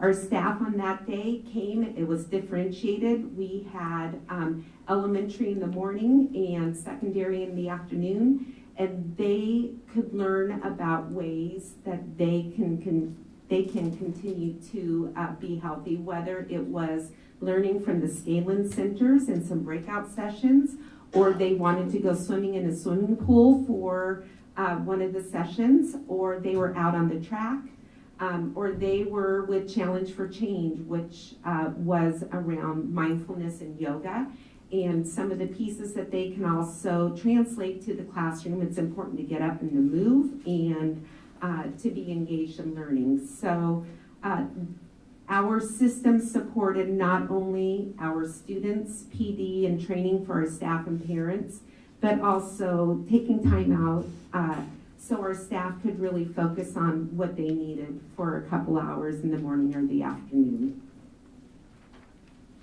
The other piece is the counselors, our K-12 counselors and social workers, They came together with Sarah and I believe it was about 8 times this year, formally on Wednesday early dismissals.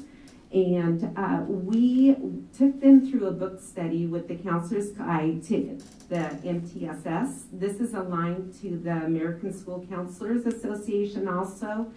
And really, how are we supporting as counselors our students? We want our counselors really to be working on that tier 1, that universal green level. And then if we have students that need more targeted or intensive support, what does that look like? And how do we support them? Whether it is through SAGE groups and more learning that students need to do based on data, or is it more intensive where we really need to help them find access, whether it's to one of our school or community therapists that come into the school or out in the community, and what are those resources? We also had several task force that we pulled together that worked outside of our Wednesday early dismissals. And we looked at what are our processes across the district to support bully prevention or suicide prevention, and that includes intervention and postvention and all of those. So the work that we've accomplished this year thus far has been tremendous, and it will not finish this year. It'll go into next year also. And these are some of the pieces that we worked on as a team of counselors and our social workers is whether it was 504 training or helping students and families with school refusals, and how can we have a plan that helps them access their school day? How do we help kids re-enter into our schools, whether they have been gone because of a medical treatment program or they have been gone for other reasons? How do we welcome them back in? How do we make sure our classroom teachers know what the plan is to welcome those students back in? And so all of this work is student-focused, family-focused, and how do we continue to give them the access to the education we want them to have and be successful throughout the school day.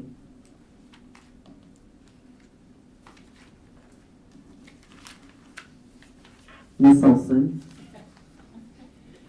All right, so we told you all this work we've done, and we bring it back to the data. We started this with Everything's All About Data, and we're going to present you just brief, quick behavior data of what we've seen. I bring you back, though, to a screenshot that Sarah already shared with you. One of the most important things that I think we got in place this year, and having been a building principal, this would have been great to have. It's that matrix that our staff has access to that clearly defines what these look like as we start to work through that. The next slide, what it's going to remind you, so as you look at the data that I'm about to present, is we're looking at different categories of behaviors. We go back to that minor behavior. Those are those low flying, but they can be annoying, things that keep happening. And those are managed in the classroom by the teacher, but we still collect that data. That data is important to see if there's a trend, if there's something going on. It hasn't gotten maybe to a major yet, but since our whole idea is about prevention, tracking that data can help us to not have it get there to be that major. I'm going to talk a lot about that major side of things. So that's where something is escalated. It keeps reoccurring even after redirection, giving them an opportunity to correct. It still is happening to the point that that student needs to be removed or needs to go see another staff member. It could be an administrator. It could be somebody else that's identified for that student as a good processing person.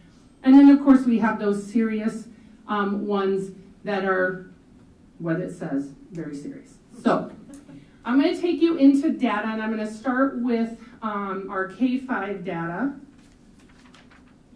And this is just our current reality. We have to pick a day. The school year is not over, but we wanted to give you an update before it was. So this is as of 5/22, so I can't say the whole year. District-wide, stayed with the enrollment the first time I presented you data. As you know, that fluctuates.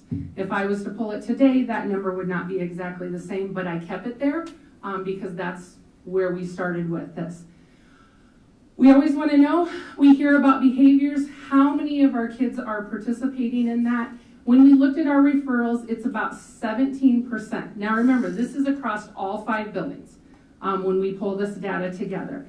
So 17% of our K-5 students have received an office disciplinary referral. That's one of those majors or serious. What are the top 3 reasons why are kids maybe getting sent to that office? It's not surprising. Sarah will tell you, across the state, across the nation, we always call it the 3 Ds, are usually those ones, the disruptive, defiant, and disrespectful. And then you throw in that physical aggression is commonly what most buildings see. So I gave you a number and then what percentage of our behaviors are falling into those categories. So those are the top 3. Anything else that is in there is obviously below 13.8. I did put in the definitions. That's the key. How are we defining that? What does it mean? One of the reasons we're not quite yet ready to show you comparison data, because last year that wasn't in place. What I might have considered to be defiant was very different than the teacher right next door to me when they filled out that form, because we didn't have that consistent across the system in order to do that. So as we looked at comparison data, it wasn't apples to apples, and it doesn't really show the systems we have in place. So next year, a year from now when we stand here, we're going to be able to show that comparison data because we have those systems in place. So BMS, and you guys are going to be lucky enough to hear from Alan, and he's going to go into more specifics about exactly what the middle school has been doing. Theirs is 29.5 of all of their students have received an office disciplinary referral, aka a major. When you look at that, they're right there with our elementary. We have that disruptive, physical aggression without injury, and that defiance. And you can see your percentages there. As we continue to BHS, we're at 20.4% of our students have received an office disciplinary referral. They throw in a new one. They're learning to be a little bit more independent, and part of that independence is, I may not want to go to class that day. And so what you'll see is that is thrown in there versus our physical aggression that we saw at those younger years. And so you'll see that that is data that we still track, because skipping class can be a lot of different reasons. And part of that is figuring out what it is. Is it because it's 80 degrees outside and I just want to go for the day? Is it I really hate math class and I just don't understand it and I feel dumb in there and I want to avoid it? What is it? How do we help that student so that we can get there?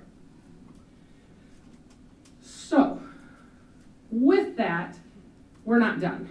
We're never going to eliminate all the behaviors. I'm never going to be able to stand up here and say we don't have any office referrals across the district. But it's all about looking at that data. How do we use it? How do we make progress moving forward?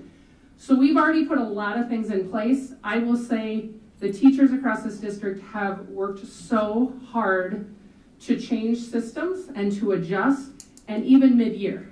They've been great at when something's not working, not saying, we'll wait till next year. We've recognized we got to do it now. We got to make what changes we can and build on that. June 5th is going to be an exciting day. We are going to bring all of our buildings together in one place, and we're going to just look at data. And we're going to look at our PBIS data, and we're going to dig into that behavior data. And we're going to really look at what's been going on and what trends are we seeing. It's very interesting when you start to look at some of those graphs. You can see right when we come back from breaks, we see a spike. And it's across the board. It doesn't matter if you're at a K-5 building or a high school. It's just that spike of I've been home for a couple of weeks. Expectations may look a little bit different. Things were, not as structured. Not good or bad. It's just you're not in school with 1,000 other people. And we start to see spikes. Same way with spring break, not as high as we see after winter break. And you'll be surprised, we tend to see a spike right at the end of the school year. Some of our kids going home for the summer isn't as exciting as we think it might be. And they're nervous about maybe what they're going home to, or what am I gonna do, or some of that. As much as maybe they tell us they don't wanna be there, I think not being there is also a little bit scary. So we tend to see a spike right there at the end too. So that June 5th is all about data. It's like the most exciting day for Sarah because she gets to lead us all through that work. June 6th, we bring all of our administrators together, from our directors to our deans, and we all sit down and we look at our district system for PBIS, and we rank it. And we look at each component. Do we have it? Do we not? And the big thing is, what is your evidence that we have it? It's easy to say, yeah, we do that. We do that. Prove it. Crickets. I mean, I don't know how to prove it. I can just tell you I do. The whole idea is prove it. What do you have? What are we looking at? Where is that? And that's what we do as a district, because obviously the district is what's going to support the buildings, which will support the teachers, and AKA our students will learn with that.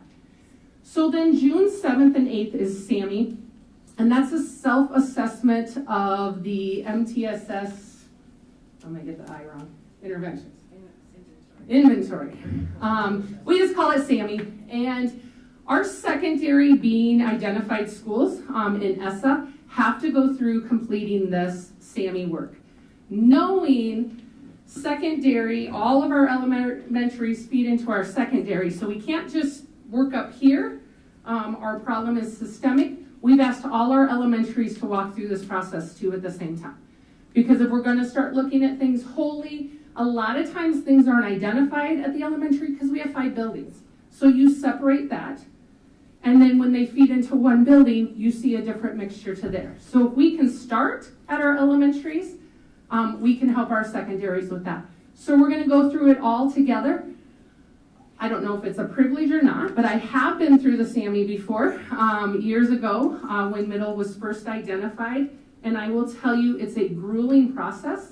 And you really have to look deeply at your math, your literacy, and your social, emotional, behavioral health, and really get down to the nitty-gritty of, do you do it, do you not, and you have to rate yourself.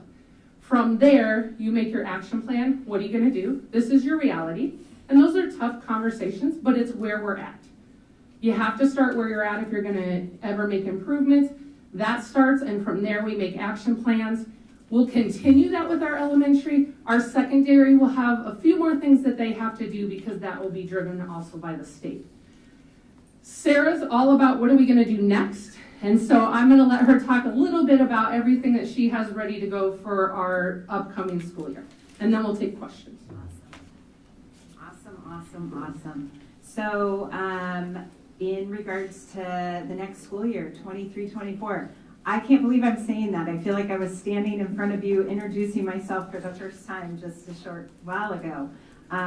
We're excited because of that 70% implementation score at Tier 1. That's the effectiveness that says, hey, are we Tier 2 ready?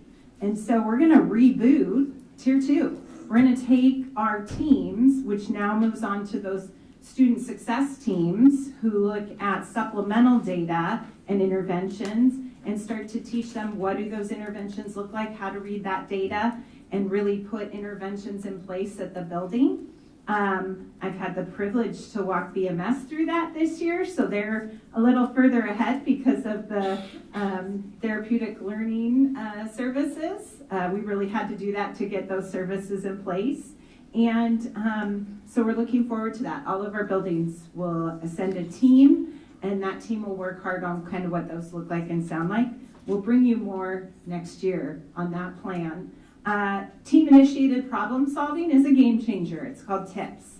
And it really supports teams in problem solving conversations, things to think about, question, and really follows a set format when we're learning new skills.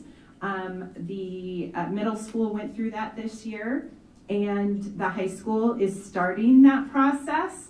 And so I'm really excited to help support the student success teams at the elementary next year.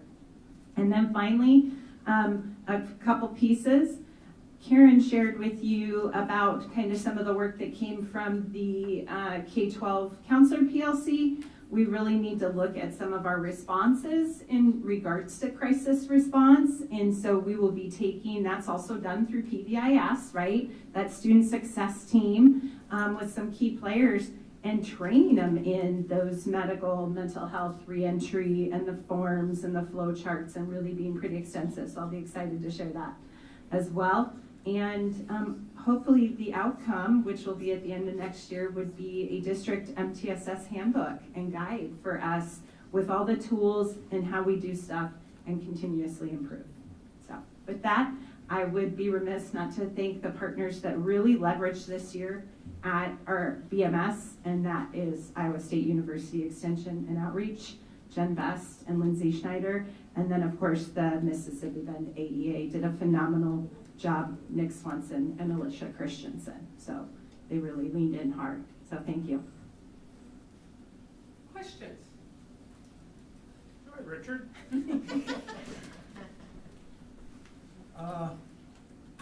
I've got several. You get one, so choose wisely. Just I'll kidding. take 3. Okay, we'll let you go. Just for that, it was 2, and now it's 3.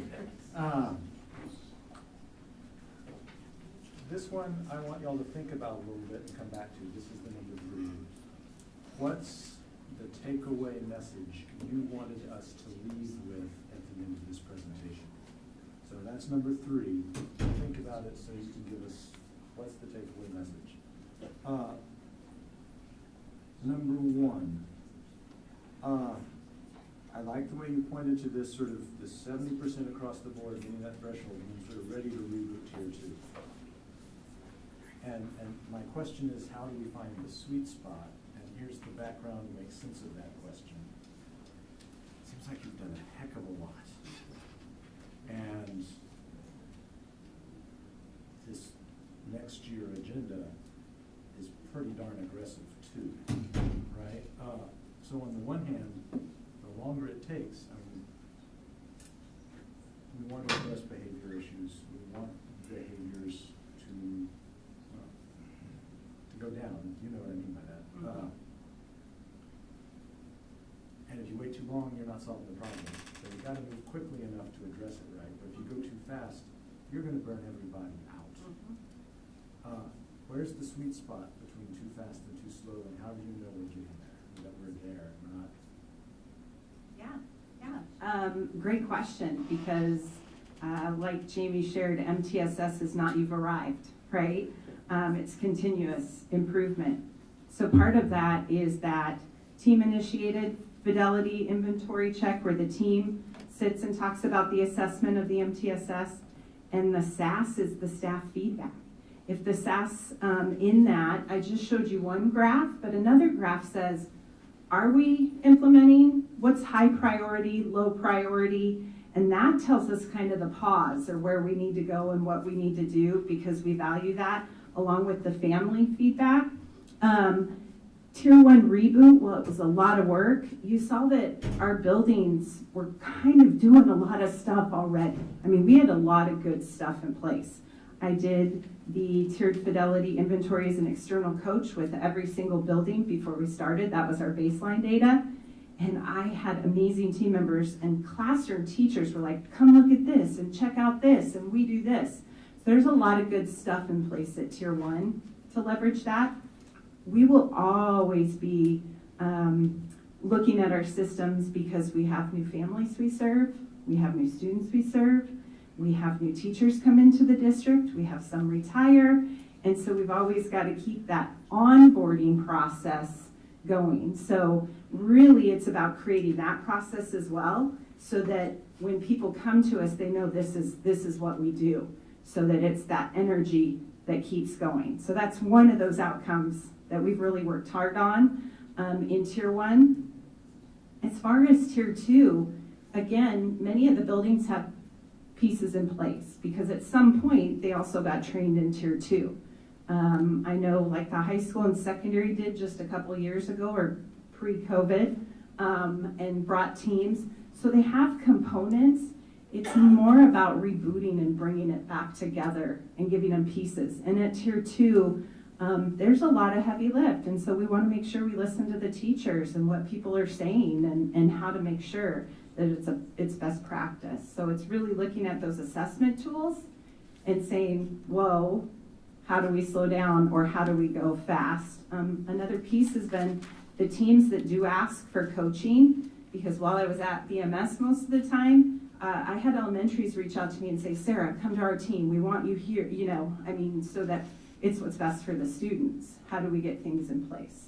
So I don't know if that answered it, but really looking at that assessment data, listening to our teachers, our administrators, our families, and taking that into consideration. I think I will add, I think the burnout side of things comes when you have a small group that's trying to do it all, and you don't feel like you're making that progress. So I think one of our first priorities is that organizational coherence, and that was part of getting those building leadership teams in place, because it seems like a lot of work, and it is.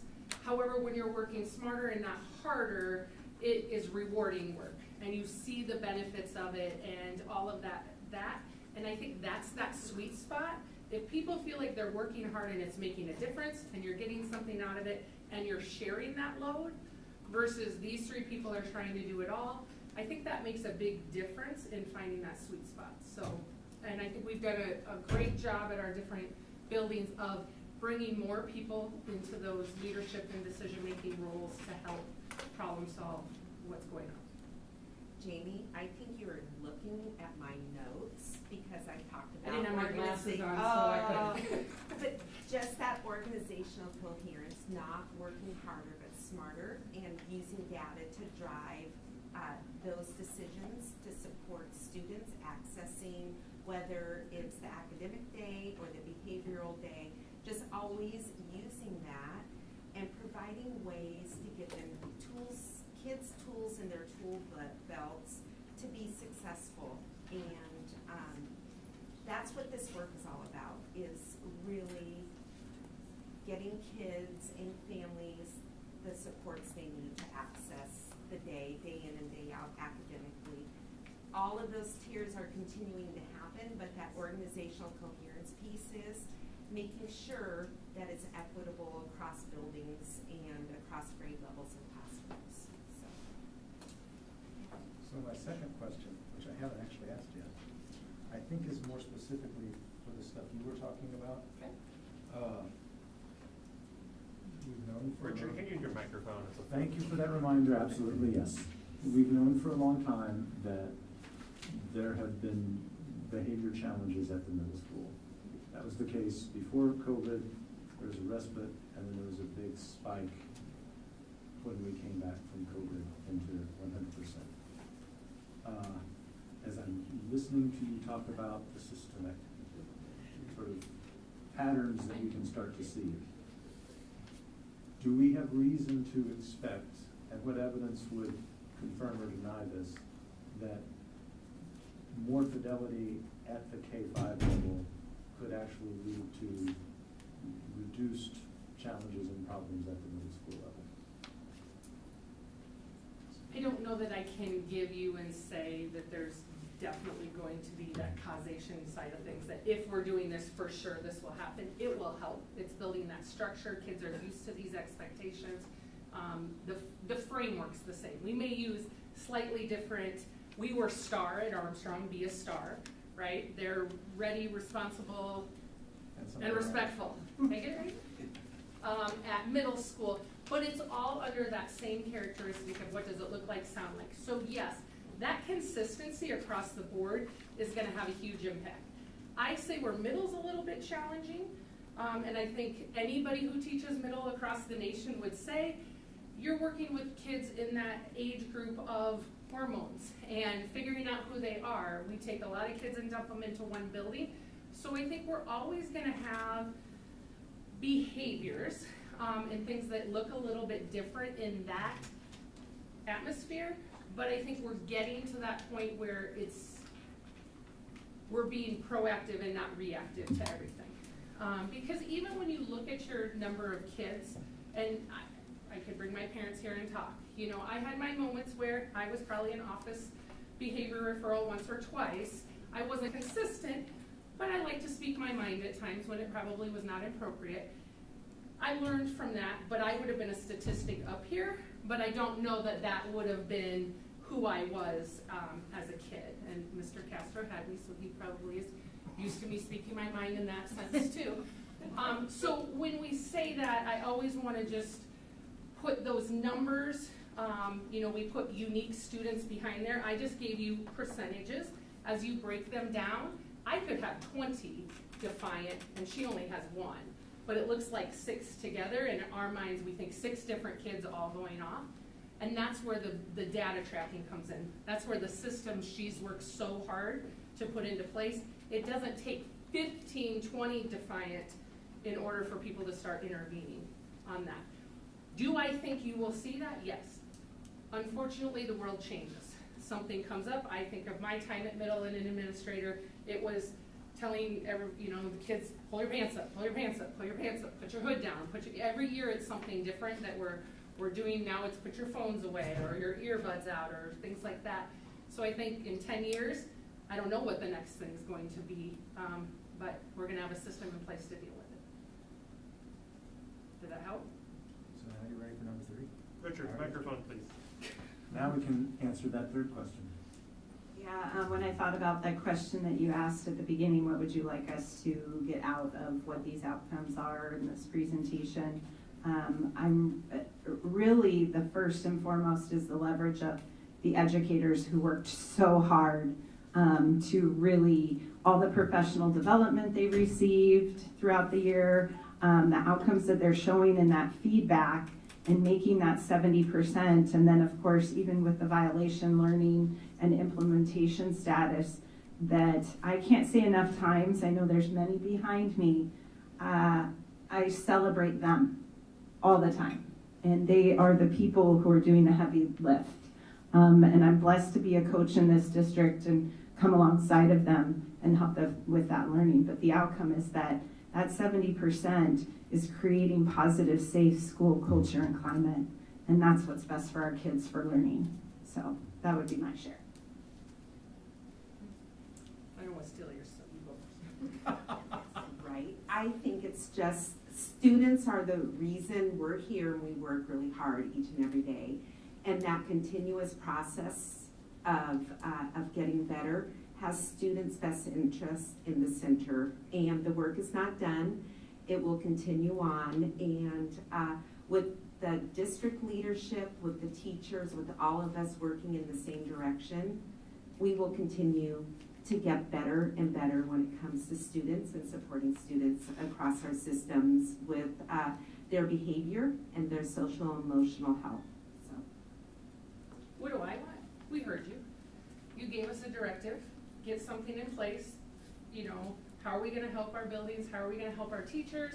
Ultimately, how are we heard you. And we put these things in place. That's what I want, to get out of this. Some of this work you can't see. You won't see, it's not out there, I can't put it on a billboard, but it's being done. Teachers are putting their hearts and souls into making this work. Is it perfect? No. And it honestly is never gonna be perfect because everything's changing. We're working with humans, and it's always gonna look different. But what I want you to hear is we heard you. We are working hard to try to put these systems in place. We're still gonna have some things, and there's a lot of work to be done. We've done a lot in a year, and not all that data is going to necessarily show what all that work looks like, but we did, and we're going to continue to do that. And our next side is taking that MTSS and looking at it on the academic side. I heard you at the last board meeting too. So, Director Peebles? Yeah, I just have a question. You guys obviously work close with Iowa State University for this. You might just, because it helps with the online streaming. Yes. Thank you. You work closely with Iowa State University for your PBIS and this sort of stuff. Do you just happen to know, do they have an instructional learning academy akin to this University of Washington CEL? I would say that it's part of the process that Dr. Morse and our research people looked into all advocates of instructional frameworks. I'm not familiar with theirs, but I would leave it to Dr. Morris and Hanover on their presentation and searching. I'm just wondering if you ran across it with your... Yeah, I'm not aware of one, but we can look into it. I like Iowa State, so I'm more than happy to look into it. Any other questions? Because I know Alan is dying to get up here and present his continuation of ours. Mr. Castro, you always have a question. I know, I'm just overwhelmed. I've said this before, I wish sometime we could get these reports before the meetings, so we could go through them, analyze them, maybe come up with some more in-depth questions, you know, instead of just kind of spontaneous ones. So that's my only, I've said that before. We should be able to get these reports beforehand. And you're always welcome to follow up with any questions that you have, and I'll do my best, and I know my team will do their best to answer whatever questions that you might have. I don't ever want to leave you hanging. Thank you. Anybody else? Jamie, I'm just gonna comment on my takeaway. I'm gonna steal your word preparation, which is, when you think back several years ago, that's really what we asked you to do, is to put a system in place. Now you're prepared, and I love the handbook. More preparation for the next group of teachers, preparation for everybody who needs a reminder of what we're doing, preparation for people to move a building. As a teacher, you move from place to place. For students, as they're moving around, like, we're preparing everyone and teaching everyone what this all looks like, how to behave. At some point, for those folks in the room and online who might not have paid attention for a really long time, we were given a suggestion at one point to make a list of rules and a list of consequences. And that's how we should manage behavior. And I just love that what you did is put in a system that allows us to be prepared and adapt and change, and puts in place consistent expectations, consistent consequences, and all of those things across an entire school district. It's amazing, and I just really appreciate all of that hard work that you've done. Well, thank you. And it goes all the way to the classroom. Yes. We get to get up here and give you the great news, but it's really the teachers that make all of this work. It's not simple. They make us look very complex and a lot of hard work. And we can't simplify all this just to a set of rules and a set of consequences for kids. So I appreciate that. Thank you. Anything else? Thank you very much. Thank you for your time.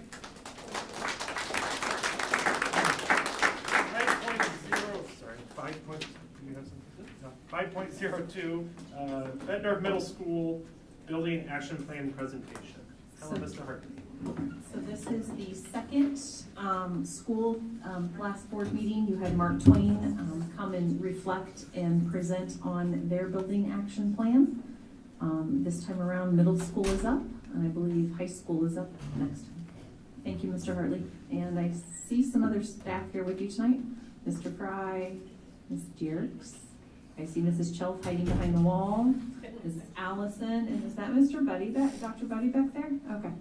You guys can come out. We'd like to see you. I will ask the BMS team to Mrs. stand up. Sotelo? Yes, Yeah. and Mr. Chalk, the BMS, Mr. Mr. Galbraith. Galbraith? The BMS team, could you stand up, please? Yes. I asked our student support team to attend if they could make it tonight. So we have several individuals. I'm not going to ask you to continue to stand, please stand. I'm going to need Celeste to help me out. I asked her to help me out with the... When it's in a PDF, it won't.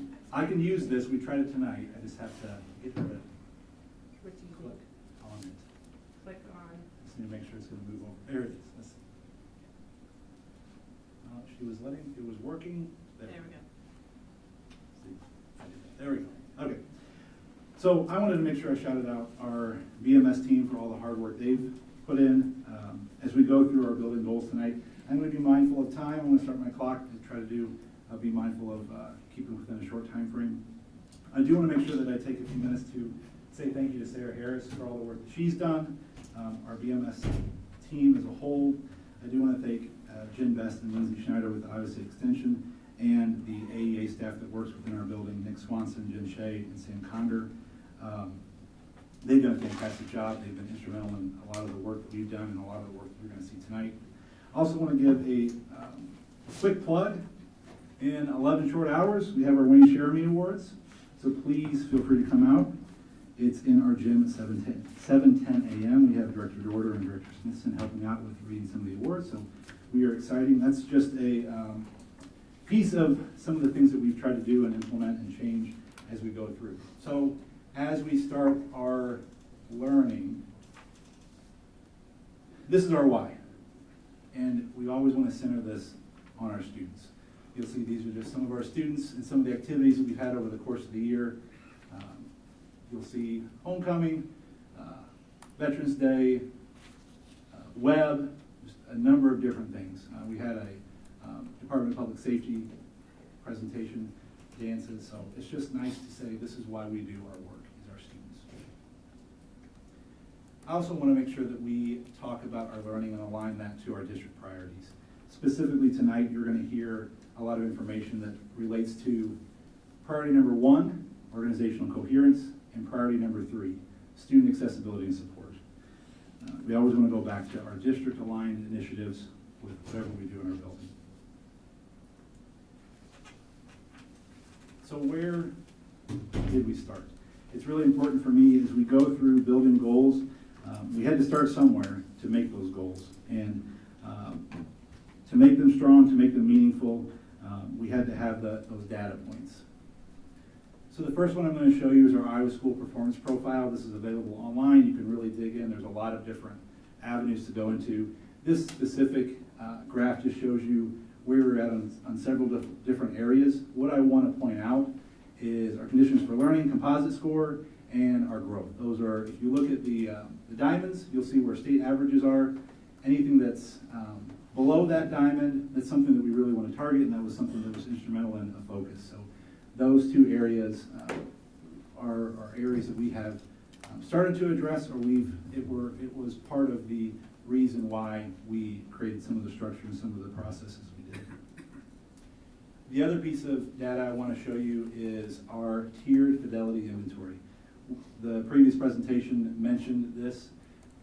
I want to show you ours. This is from last year, specifically September of last year. What you're going to notice here is we have our 70% line of where we'd like to be implemented. You're going to see Tier 1, Tier 2, and Tier 3.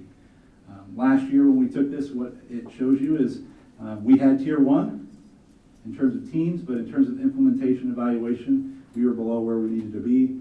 And then if you look at Tier 2 and Tier 3, we're really not existent. So that's, as we started last year, this is our reality. So that helps us with our goals. And you're going to notice I've combined our literacy and math goals for the purpose of this slide. And as we look at our SEBH, social emotional behavioral health goal, and our literacy and math goals, there's a focus on student support, coherence among meetings, and structure in our system.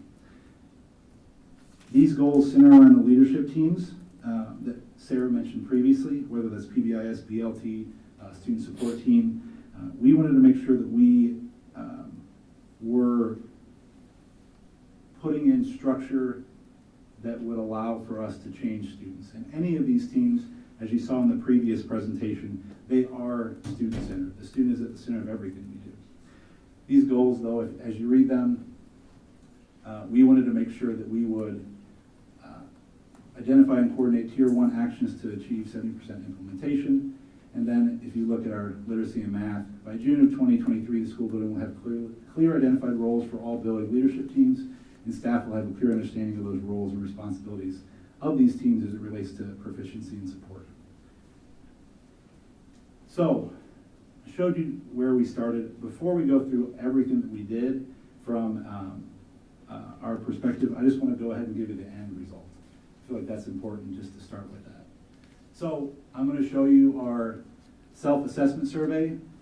You'll see here at the end of last year, and this is the same graphic that Sarah showed us earlier, but anything that's duplicated, it's important for me to make sure that you see it. You see it from our perspective. So you're going to see in April of last year, we were not hitting that benchmark of 70% in many of our areas. And as we took this again this year, significant growth. And this is a survey that was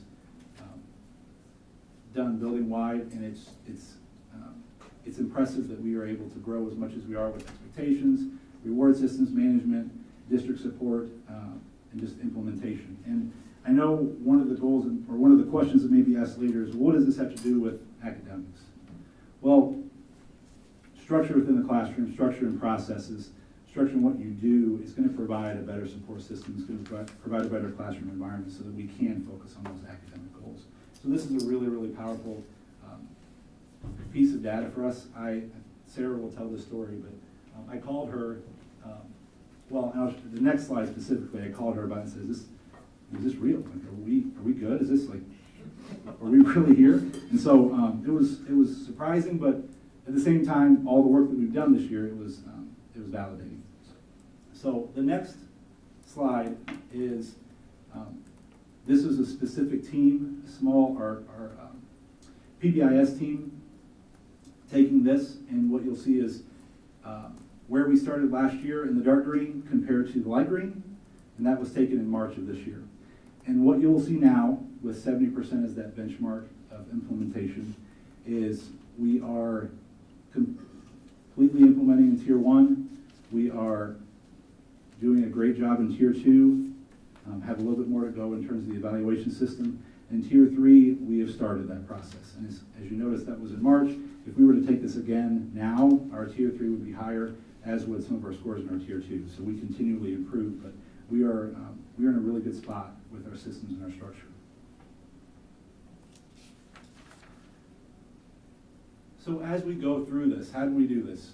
We always want to make sure that we're focusing on the MTSS pyramid, looking at clearly universal Tier 1. And as I go through this presentation, you're going to see this broken up into Tier 1, Tier 2, and Tier 3. Knowing that this is about all students, but then we have to make sure that we narrow our focus as we go into each one of those levels. In Tier 1, this is all of our students. We're talking about classroom procedures, classroom practices, school-wide practices that are both academically and behaviorally appropriate. This is all the time, every day. Specifically wanted to focus on our BLT team. This is our primary responsibility, as you're going to see in the next slide. This is something we reference every single time we meet. This is a reminder for us. This is our focus. So looking at our building leadership team, what I really want to highlight to you, and what is cut off a little bit here, is there's a star on the side that says TIPS. Sarah referenced this earlier, team-initiated problem solving. The largest amount of change that came from our standpoint was being trained in TIPS and being trained in a process on how to run our meetings, how to provide data solutions and organize our processes. This is an agenda. This is an agenda that you're going to see. We use this. Our building leadership team meets every other week. When building leadership team isn't meeting, PBIS is meeting. And this is just an example. And you're going to, I promise we're not repeating graphics on this. This is going to look very similar to a lot of the meeting structures that you're going to see throughout my presentation. But it was really important for us to make sure that we had a process that had purpose, roles, we have follow-ups, and then we keep a running agenda that we can always reference. One of the things I want to make sure you also realize or see is we make sure that we have our tools easily accessible for us. And then we're always rooting in our purpose and our norms and values. The other piece from a Tier 1 perspective is our PBIS team. This is our goal here, make sure that we're focusing on our social and emotional behavior health. In this picture, you'll see the training that we did as an entire staff. Our PBIS led this training and making sure that our teachers were moving forward in their learning. And again, this is our system for our PBIS meeting. Every other week, you'll see that there's roles, there's norms, there's expectations, there's easily accessible materials that we need so that we can move between different tiers, and we can make sure that no student is lost, no item is lost, because when we're looking at roughly 1,000 students, we're trying to figure out how do we provide interventions for them, or how do we provide just Tier 1 supports for them. It's easy to get lost in the details, so keeping it organized is very important. Along with all this work and all the structure, I want to make sure that I reference back to something that was talked about in the previous presentation. The behavior matrix, the flow chart, along with additional learning that we were able to do this year, it allowed us to have cleaner data. We have more referrals, and that's okay, because we have trained our staff to recognize what to write, how to write it, and then use that data in a clean way to say, this is what we're going to do next. And so in the previous year, what we found was either we weren't writing referrals with fidelity, or we were writing referrals that didn't have the impact that we needed. So I'll give you a very small example. We had a referral last year that had physical aggression without injury. It referenced a snowball fight. That isn't necessarily physical aggression as it's defined by the state. And so making sure that we accurately define our behaviors so that we can accurately follow up with them was very important for us. And the way that we dealt with this from a Tier 1 perspective, Ms. Diertz was able to help us with, we sat together and we did monthly data polls every single month, and we presented this to our PBIS team. And so what we would do is just take the previous month, pull all of our referrals together, and what trends do we see? We would see, and every month was a little different, but there was also commonality with that, which was also important. But we looked at it from a standpoint of, we would take this drill down sheet, which you're seeing a very small portion of it, and we would assess everything that we did, and then try to figure out, is this a Tier 1 issue, is this a Tier 2 issue, and then plan accordingly. Obviously, a Tier 1 goes to our PBIS team. We're going to do additional learning within the classroom and provide support for the entire school. This is a Tier 2 issue. We're going to take this to our SST team, which you'll see in just a second, and we're going to start working through support or individual initiatives from that perspective. And then we also want to be mindful of what we're doing from a Tier 1 perspective with additional work. We changed our assessment tool from MAP to FAST this year. That was intentional. Our elementaries use FAST, and our 6th graders use FAST. And it was important for us to make sure that from 6th through 8th, we had a FAST assessment, so we could see change in time, over time. And over the next few years, what we're hoping to see is we'll be able to see, so next year's 7th graders, this year's 6th graders, we'll be able to see their pass FAST all through elementary, then to 7th grade. And then the year after that, we'll see all their middle school FAST and all their elementary FAST. We get to see a complete picture of the student. That's important to us, to look at a whole process, a whole student. Continue to use ISASP and what those scores tell us. Still working within the PLC, the professional learning communities, using those data sources, those teachers to help with pre and post assessments, formative and summative assessments. Those are all data points that we are trying to utilize. You'll see at the end, we could do better with that, and that's going to be an emphasis for us. You saw some of this earlier. I had to add Mr. Fry in there. That's probably my favorite picture of the year. Because he does a wonderful job. And Where Everyone Belongs is just an example of some of the Tier 1 initiatives we started beyond structure and support and organization. It was also being very intentional. How do we take our entire building and provide positive environments? Positive environments that would help bolster their relationships with each other, relationships with staff, and overall the learning experience.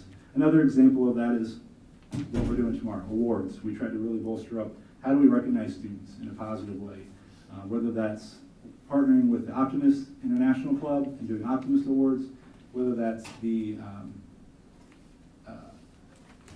Every Single Day Award, where there's a plethora of awards that we've started to try to do, not to say that we want to oversaturate, but there's a lot to recognize every single day. And so we try to do that. And my administrative team has been amazing in helping us implement that, getting those to those individuals and making those meaningful connections with them. Transitioning to Tier 2.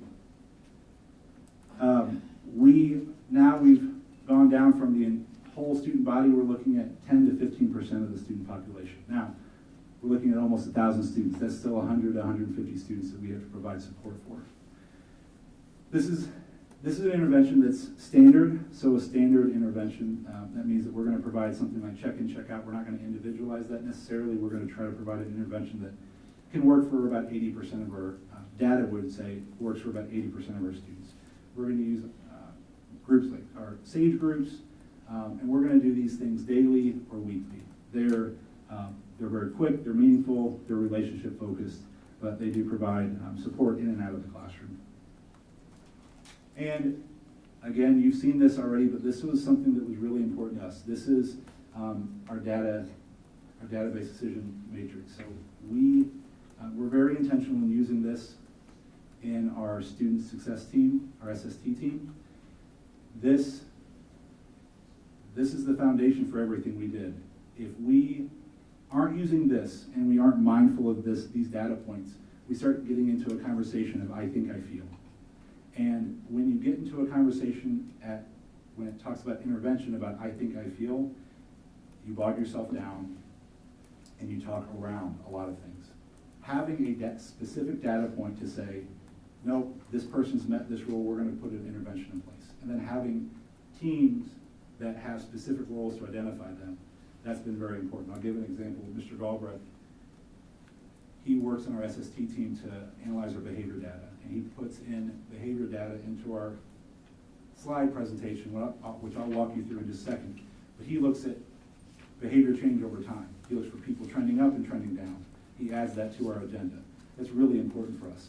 But if we didn't have that data point, to make sure we had a data rule to say this goes to our SST team, we're constantly in that battle of, well, who should come to us or who should? And you can get to the I think, I feel, or you get to the tyranny of the moment, like what just happened? Let's go ahead, let's go deal with that. And you might miss people.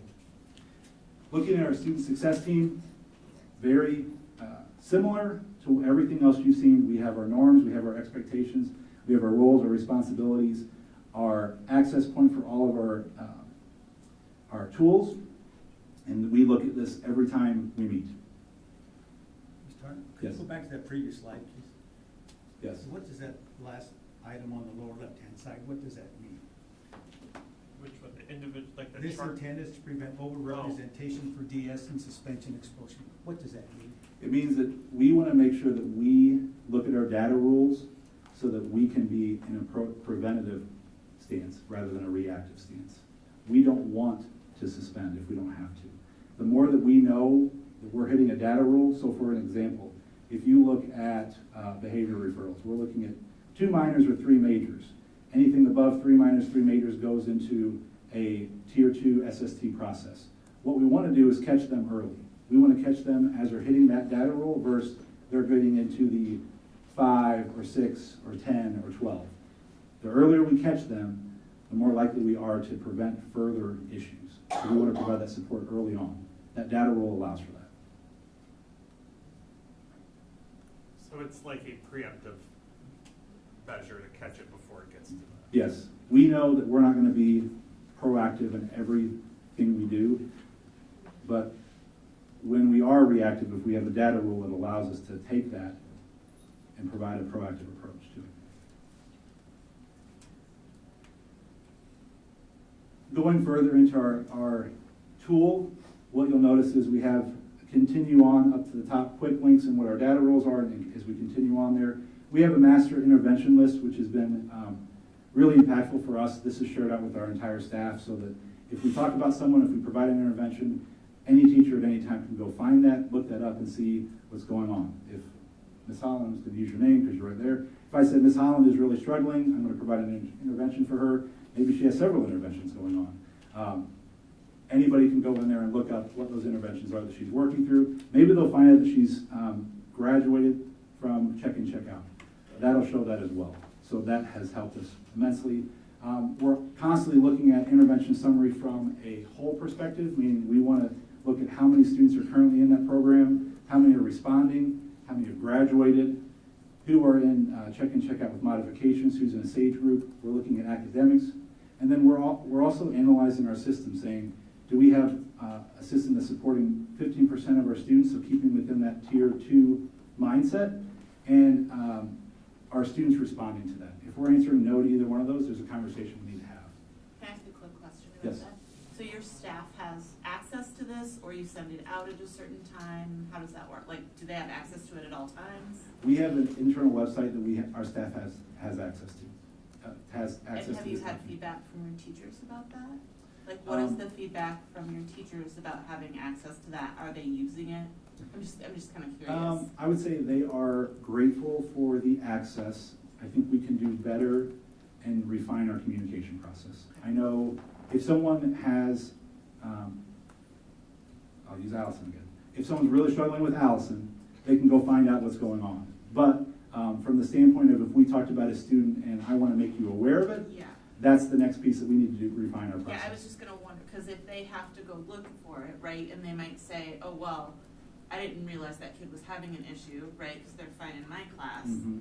Yeah. They may not go in and look at that, so I'm just curious to know if you've had Yeah. teachers say, We- oh, I see that this student is having an issue, and I hadn't known that before I looked, We've right? had, So we just have, that. we have had some of that. And so that was, we are just starting today. We started working through our SST processes and figuring out where can we improve, refining it. We had a very robust conversation led by Mr. Fry today that, and one of those was a topic that we're going to dive into next week.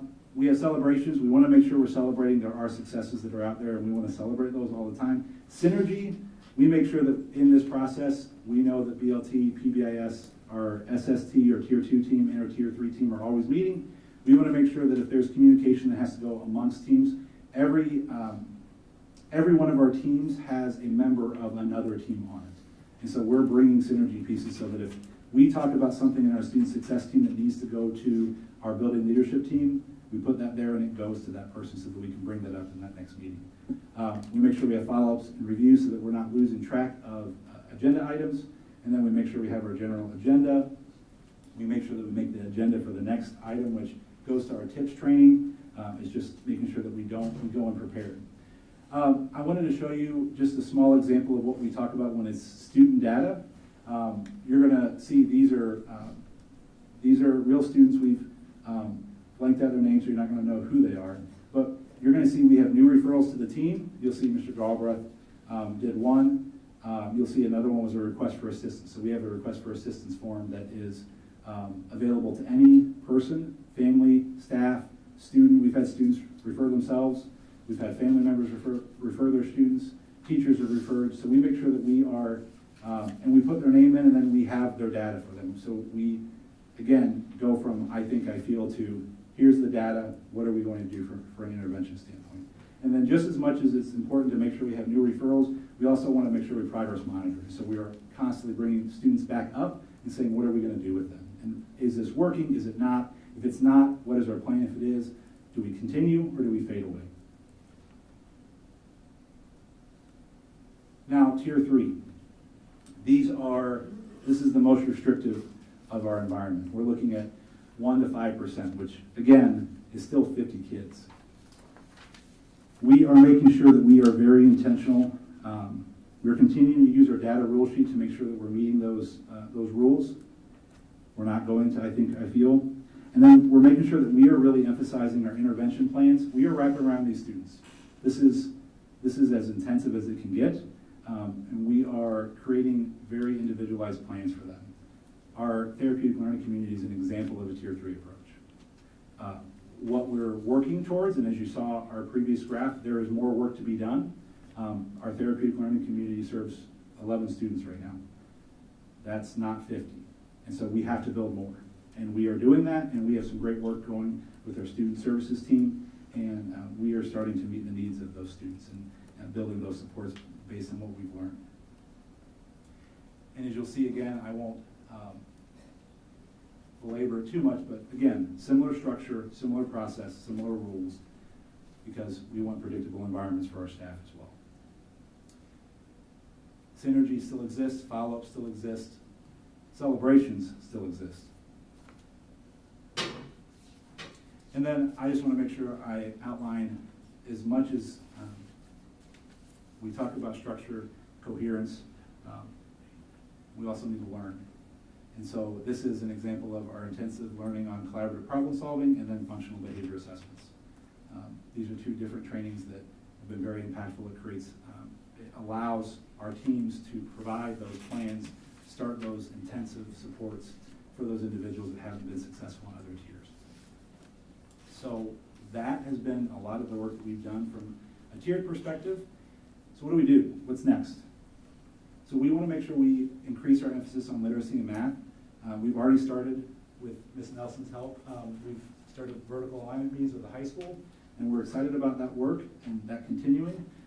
We know that our goals, beyond structure and coherence, then we need to dive into how are we moving the numbers? How are we improving our achievement scores? We want to make sure that we have additional academic interventions. We repurposed a teacher for next year to add an additional math interventionist so that we'll have 2 academic interventionists for ELA and 2 academic interventionists for math. That will allow us to support those Tier 3 academic initiatives.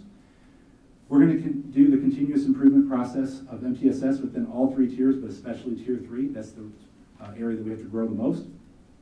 Work to improve and refine our building leadership team. There is more that we can do as we learn and learn more.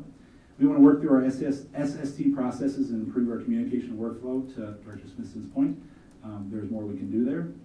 We want to make sure that we re-emphasize our professional learning communities building-wide. We know that a PLC is a strong tool, and making sure that we have processes that tie into our Tier 2 systems are crucial. And so that is going to be a major emphasis for us. And then through all of this, with what's next, is we're going to go into the SAMI work, self-assessment of MTSS implementation. I know it sounds cheesy, but I like doing that. It's really fun. And it's tiring, it's grueling, it's hard, but it's awesome to walk away and see, oh yeah, this makes sense, this is what's next. And to know, like, it's not I think, it's not I feel, it is data. And so that's our next big thing coming up, and I'm really excited to see what comes from that. That is our year. We've been really excited, and I can't say thank you enough to the team behind me for the work that they've done to get us here. And I went over time. Questions? A lot of data, and I've had a lot to do here this year. It's actually it's very interesting, the amount of programming that's been put in place. We're seeing results. We are wonderful. Well, I just want to comment on that data piece. I really think, I appreciate that you keep saying that you're going back to the data, right? So it's not, I think this kid needs this, I think this kid needs this, I think this kid is a kid who probably needs a suspension or whatever, right? So you're going through data. And I think that is really important for all of our community, because it kind of makes sure that we're, it's not just academics that you're looking at data, but you are looking at behavior data as well. And I think that that's really important. And that when you pull up that data, that was impressive. You pulled up how many times they've been out of the classroom on a restroom break, and for how long they were gone. You pulled up, that was impressive data to see. You pulled up their grades, right? How many core classes are they? Do they have a D or an F in? How many times have they been late? How many classes have they missed? How many times have they gone to the counselor? That was impressive data to look at, and it gives you a much more whole picture of your student, rather than just, I think this kid is, I think he probably isn't going to class enough or something. You know what I mean? Like, Yeah. that having that data just really solidifies that. I will give all the credit to Mr. Fry. He's created data processes into our systems, and it's to have the data on hand when you put a student's name in is no small feat. To know how many times the kid has had a pass to the restroom and how many minutes they've been out of class. Ooh, I know some schools that could really use that data. Well, wow, I will give, that's impressive stuff. I know I was not talking too nice about Ms. Holland, but that's Ms. Holland's task in our role. So, no, that's impressive. And one of the things I will say is, I'm standing up here and I get to present for my team, but none of this happens without us breaking up our rules and our roles and our responsibilities. One person can't do this. Well, they could, and we get to about 3 kids. And we can't wait and do that. So we got to get to everyone we can as fast as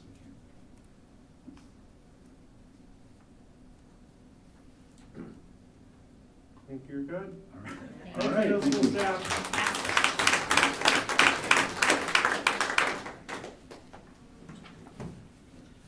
Lost track of my numbers here. 5.03, correct? 5.03, recommend action. Can I have a motion for 5.03, which would be approval of the Center for Educational Leadership contract? That's 5.04. Can I get a second, please? Second. And I'll turn this over to you. So I went in great detail earlier this evening in the event that people who were here to hear more about it were unable to stay. As I indicated, as you've seen through all of the work in the presentations tonight, we've been on a journey to develop a strategic plan, but then to execute that plan and to continue to focus on things that will help us all support students in our organization, support those that are doing the work, and help continue to ground us in research-based, evidence-based practices that create common vernacular, common structures across the organization. One of those important structures to put into place is to have this common instructional framework. We recognize and know that our teachers do amazing work. They have a lot on their plates. And we need, as leaders of the organization, to continue to support them in the craft that they do each and every day. One of those ways that we can support through the MTSS system is to ensure that we have a solid instructional framework in place so that we continue to strengthen our Tier 1, which is the core instruction in every classroom and those school-wide supports and interventions. As you know, we've got an amazing administrative team. They're always seeking to learn and to grow. There's a lot of emphasis in administrative programs around the management piece of the job. How do I set a budget? How do I keep to that budget? What do I need to do to evaluate a teacher, etc. Some of that piece that you don't get to dig into in your leadership development programs is how do I truly dig in and support the instructional process? And that is not done overnight. That is done through ongoing learning and then the opportunity to apply that learning. And working with outside consultants can help us, can also help us lift that work. You can see no one has rested this year. No one has sat idle in their offices. This leadership team, both at the district office and at the sites, hasn't stopped. They've done amazing work, and it's evidenced by the 2 presentations tonight. And this is, as we've journeyed as a leadership team and thought about where we want to go, and as we look at the work that's coming up in June around the SAMI, having 2 schools that have been identified as targeted assistants, the research will tell you having a strong instructional foundation will help us to improve that student achievement. And so this is the next piece to that puzzle, or the cog in the wheel, that will only enable us to continue to move forward as an organization to strengthen our practices, but also to support the teachers who are doing that lift in the classroom. I just have a question. What is the budget source from this funding? ESSER funding. ESSER funding. So it's not a routine expense it's not a reoccurring expense at this point. If as we journey through this process and decide we need some additional, after next year, some additional support, we'll have to look at where that funding comes through. We do receive Title II funds, which those funds can be allocated for administrative professional development. So with the passage, if this plan passes, the ultimate plan is a multi-year plan. So there'll be, over multiple years, this 66,000 could increase a lot, considerably, not so much. As I just shared with Director Champion, until we dig into this work and get started, I don't know if it will require a multi-year process. The goal, as we worked with them to kind of carve out a specific plan for our district and where we are at, is to build sustainability amongst our own, kind of like we've done with Hanover, helping us get to a place where we can stand on our own and continue this work. So I can't answer with a definitive response whether or not it will require additional support in ongoing years. So we're not, just to be clear, we're not committing to a multi-year thing today. This is a 1-year, okay. Yes, to answer your question, sorry, I should not have nodded my head. No, that's to fine. answer your question, Director Swenson, we are committing to a 1-year commitment. Okay. And I have a couple of questions, just to make sure that we're kind of all on the same page. This is training for our administrators, correct? That And is putting in a framework so that their focus can be on our student achievement and learning by supporting teachers, correct? That is correct. And so if I look long-term, 3 to 5 years, 2 to 4, whatever time frame that looks like, your first part is how do we create or how do we develop instructional leadership skills and further develop the instructional leadership piece to our administrators. We've got administrators on our teams. This is their first year in administration.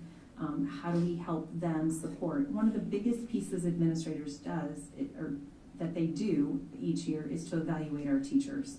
In my 28 years of experience, and in the majority of my administrative experience, especially when I sat as an assistant superintendent of human resources, is teachers talked about how the evaluation process can be so subjective, right? The tools sometimes are not grounded objectively, they're grounded more in subjective. And so if you and I are both principals and we go in to observe a teacher, we could come out with very different evaluation systems. And so having been in the classroom and experienced that, there's many long-term outcomes, but one of those is to look at how do we develop a system of instructional practice that really puts our students in the driver's seat of their learning, right? And that as teachers, they continue to instill and facilitate that love of learning, but that drive for that ongoing learning. And how do we teach students to also help self-assess their learning? It's what the research will show. And in the 5 dimensions of teaching and learning, there's a lot of focus around having clear expectations, which we've seen in our PBIS work, reflecting on that learning, assessing that learning, and how do we empower students to be responsible for their learning, and how do we create environments that are engaging. As teachers will tell you, or anybody will tell you that's been in the classroom or out of the classroom, when we create those environments where students feel in control of their learning and are motivated and are engaged in their learning, we'll see a decrease in the externalizing behaviors. And so there's pieces to this work as we've reflected as a leadership team, as we continue to work with our teacher unit. How do we update our evaluation processes for teachers so that they're meaningful and they become, and we've been on a journey to update our administrative evaluation system. The state's done a lot of work, and even in my first year here, I got to be a part of that work to be more rubric driven, more objectively driven. And so I can see down the line as we work to build these skill sets that those would be conversations I would love to have with our teachers about how, from their perspective, can we get better through that process. So it's not something that we just check boxes and is compliance driven, but is a reflective process to help us all get better at what we do. And just to clarify, this is not a curriculum that will, this is not like a curriculum that this is training for administrators. Correct. Okay. It is not Just a wanted to clarify curriculum or a prescribed manual of how you do this. Thank you. Thank you. Dr. Morse, for our new principals, I know we have some new ones. Can they just kind of lean sometimes on the ones who have more experience in evaluating? Or is there something from Iowa State, Iowa, University of Wisconsin, University of Minnesota, Western Illinois that they could also just take training from instead of being from the West Coast training? Could there be more localized training for these principals to have a better evaluation process? So I think evaluation is a piece, and we're not ready to go there in terms of we would need to partner and collaborate with our teachers union around evaluation. In terms of training, we want to make sure that the professional development we provide, that ongoing piece, not as some of our directors will say, the one and dones, the opportunities to learn side by side, using the same vernacular, and then having the opportunity to go apply it, and then come back and reflect on that application. When you bring that training in-house, just like we do for our teachers, it's why we're bringing all of our buildings together in June to reflect on the SAME process, is that then we can stay focused on that organizational coherence as a system. When we start sending people out, there are pros to sending people out to individualized trainings as well, because it's great to learn in that arena. But when we're talking about shifting a system and creating horizontal and vertical alignment through organizational coherence, it is important for us to do that work together. What does that mean for Bettendorf? Not what does it mean for North Scott or Davenport, with all due respect. They're great districts, we have great colleagues, but we also have to think about what does that mean for our district, our students, our staff. I think when you were giving your superintendent's report, you said something around districts around us use this model or something like that. Do they have a company come in and teach them this, or how are they using this model? I haven't exactly had the time to poll my local colleagues around when they did this work, who did they use, how did they lift that work. I know past experience, districts do it a variety of ways. They might send people, so I know this district's invested money in sending school site teams to, I want to say Arizona, to the National PLC, Professional Learning Community Conference, and spent a lot of money to send teams there to go through training by outside consultants from another area of the country. And that's how the PLC piece got started in this district. So I can't say with certainty how my colleagues have done that work. Richard, did you have something? I just want to back up and ask a few basic questions, and some of them you may have already answered. Please. And I'm going to get my notes. who, as I read this, there will be 13 and 4 from the central office, and 13 building leaders participating in this leadership academy? We'll actually have close to 40 of us participating. So every building and every building administrator, and then quite a few of our district directors. Not, director of operations obviously will not be joining us on that. I'm sure he's disappointed. Yeah, he was devastated. But our instructional coach team will also be joining us, and some of our, we'll be including our NTSS facilitators as well. So, approximately 40, that makes sense of the materials of the 40. I was trying to get the 13 and the 4 and the 40 to add up. When? If the board should consider and take action tonight, and if it passes, our goal would be to start during our leadership retreat week at the end of July, beginning of August, where we come together. Last year it was for 2 days. This year I think we've blocked out almost 5 days for training. And we want to work with them to get a couple of those dates set so that there are not the competing pressures of opening up the school year, having parents in the building, taking administrators away from the school site when we have students there. So we can be focused on this work and be dedicated to this work without distraction. That actually is part of why I asked back when we were considering tabling, etc. If it was time sensitive, and you said yes. I assume there's some prep work. What exactly do you expect them to do for us? The consultants. So I've got my who and my when, and here's the what. So as it outlines in here, they are going to really facilitate learning around these 5 dimensions of teaching and learning. So get grounded in the research. What does the research say are effective instructional practices? So someone will come here and will all of it, be yeah. like a day long or a half day workshop type. So the first 2 will be 2 full days, 8-hour trainings with a consultant on site. And then there's follow-up training. So you get your foundational knowledge. Then we come in and we set times where where they talk about learning walkthroughs. There's a total of 8 days. And we'll split the group into 2, potentially 3 cohorts. We need to work through some of those details. And we've talked about finalizing that once they get to know us over those 2 days and see our skill sets and how we, shape out. And then they will come back on site and we will actually get to do some walkthroughs through classrooms. We'll make some observations, and then we'll reflect in that cohort, what did we see, what was going on, but it's all grounded in that framework, right? Using that language of that framework, not being judgmental about what the teacher did or didn't do. It's all focused on what students are doing in the classroom.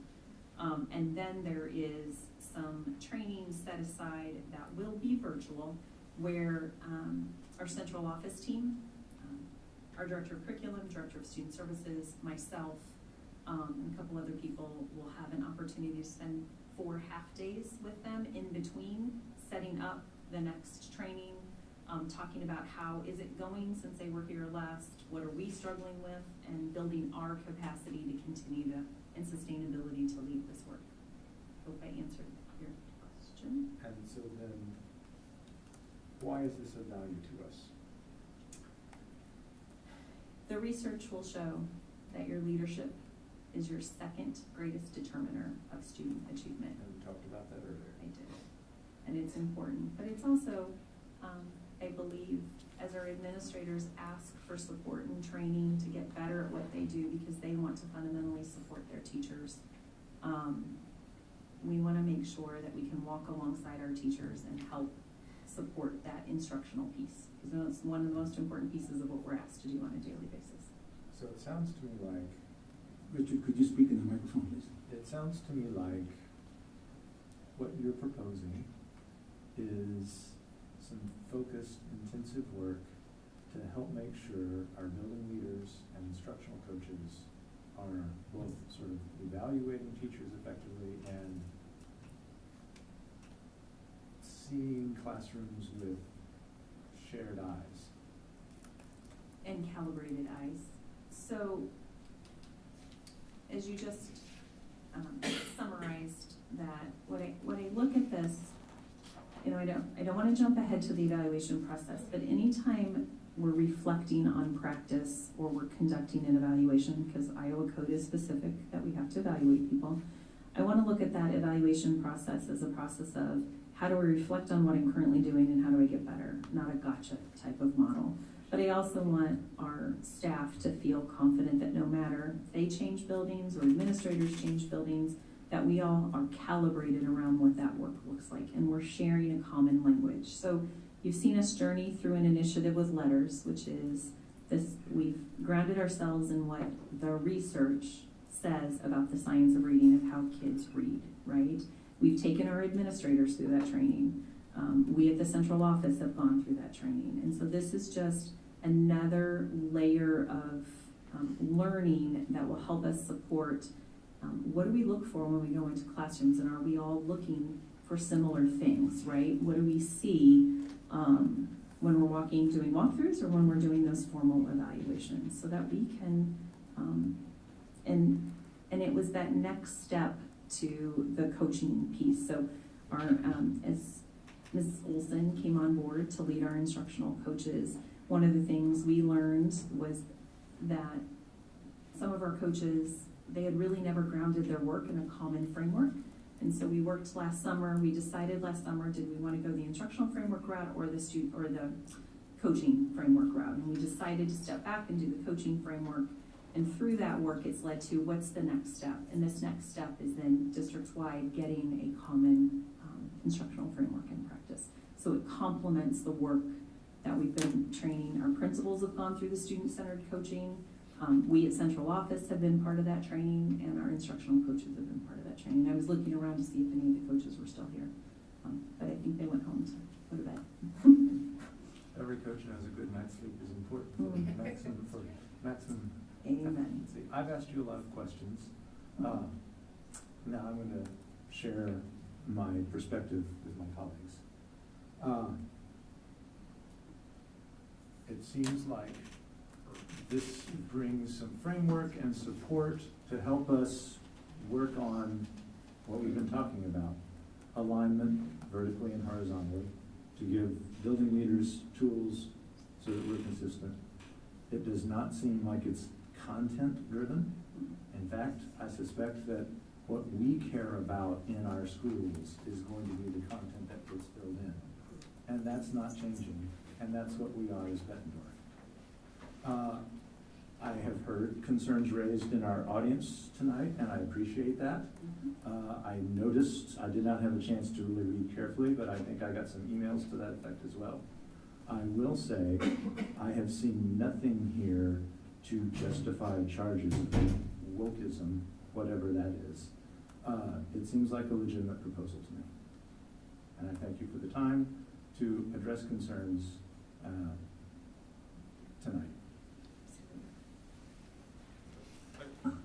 Dr. Pete? Yeah, are there other schools using this? I'm aware that Fort Dodge Community School District in Iowa is using it. They've been working with Center for Educational Leadership since either 2016 or 17. I actually reached out to CEL today just to confirm that date. And actually a current superintendent in the state that I've sat on some committees with, she was part of the group when she was the director of curriculum there. She's now a superintendent in a different district. So I talked to her, and it is my understanding they've worked with some of the AEAs in the state as well. Okay. And then other districts across the country. So I don't remember how many, reading curriculums we had our staff go through, but a few meetings ago they gave us, they took all these votes and we had them really kind of vet these things, and they chose because they got a word in this.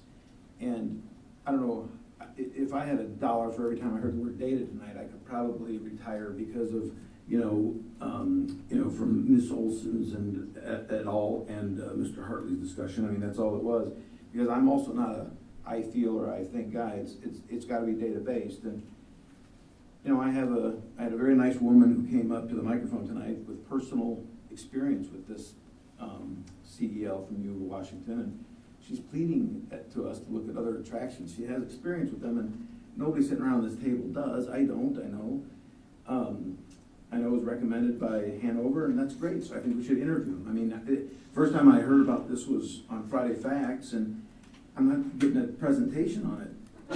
And it's a substantial amount of money. It might be a multi-year thing. It might not, but it might be. And I just I think their website is a little scary, Richard. But I would like to be able to ask them questions. I think, if they want us to give them $66,000 plus, I think they could throw one of their administrators or marketing people on a plane and come out here and answer some questions. Because I don't understand what it would look like. I don't know what instructional framework or coaching framework, how that would look differently than what we currently have. I know I understand that we want to congeal this, and this very well may be a good idea. I don't know if these are the right people or not, but I think this might very well be a good idea. But tonight, I do think it's irresponsible for us to approve this money for this professional development when we just haven't been able to talk to these people. And that would be my take on it. I know it's a little time sensitive, but July and August is a bit away from us right now. I'm still in May, I know barely, but I don't know. For that reason, I can't buy into this right now. They may be fine, but it's too quick, too soon, and it's too much money too soon. Looking at it, my opinion. As we've journeyed through the strategic plan over the last 2 years, and as we've brought it back to you consistently, we've talked about frameworks from a coaching perspective. We've talked about frameworks for instruction. It has been weaved throughout everything we have done and the conversations we've had here, either through formal presentations or informal through the work that we've done. So we're just formalizing that, recognizing we don't have a team large enough or the time in the day when many of us are working way past the 5 days a week to lift this work alone, and we need to grow. We want to continue to grow our skill set too. So I appreciate your feedback. I appreciate your concern. So thank you. Joanna, did you have something? Yeah, can you just outline, I know you mentioned that you worked with Hanover to sort of settle on this group to work with. What was that process like? How was this decision? How did you come to this decision on this group and not another of the however many they looked at? So last year, as we wrapped up the formal process of the strategic plan and throughout this year, as we've been finalizing and reflecting, continually updating our strategic plan, and we kicked off the work in student-centered coaching we started thinking as a leadership team, okay, what next? And so one of the natural next steps, and as even Hanover or any research will tell you, you need to ground your work, what you do in an instructional framework. And I talked about earlier tonight the benefits of why you use an instructional framework. So Hanover has that capacity, and we were partnering with them. We talked about what are some of the best research-based, evidence-based instructional frameworks. And so they identified 5, and I think I mentioned those this evening.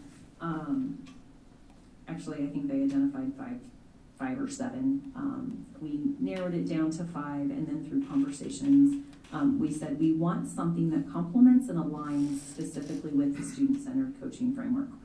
As we get better at what we do, just as Mr. Hartley shared tonight and Ms. Harris shared tonight, if we put an agenda in place or a flow chart in place or a protocol in place, we want it not to feel like one more thing, but it is a tool that is streamlined and aligned to the rest of the system, right? And so that's what we think about when we look at instructional frameworks.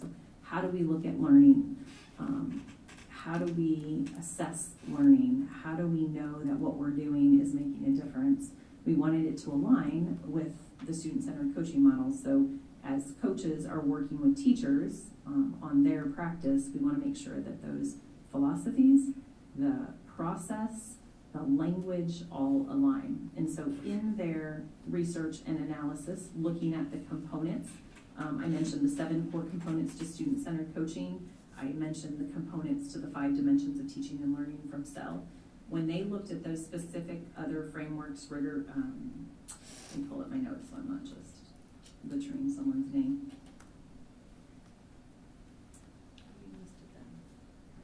Yeah, rigor, relevance, or rigor, I'll get there. Danielson's framework, universal design for learning, rigor, relevance, relationships, or learning focused. Another one, and so what they, through their crosswalk of looking at the different instructional frameworks with Diane Sweeney's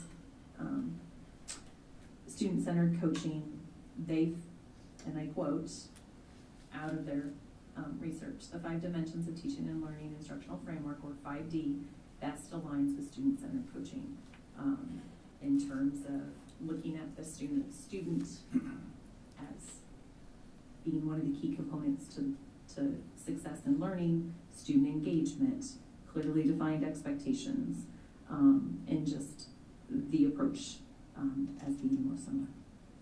So we let a neutral party kind of help us with that research, right? So that we know they have access to all of that research and all of that database. And to be truthful, we didn't have the time to do it. We don't have the manpower, woman power to do it. We just don't. Anything else, John? No. Director Castro, I know I want to come back to you. I know something that has. Well, anybody else do you have anything you want to say? Nothing? You have nothing to say? I asked a question, Paul. Okay. I want to ask. I don't want to feel like I'm dominating the questioning. And we also need to ask Rebecca still. Okay. All right.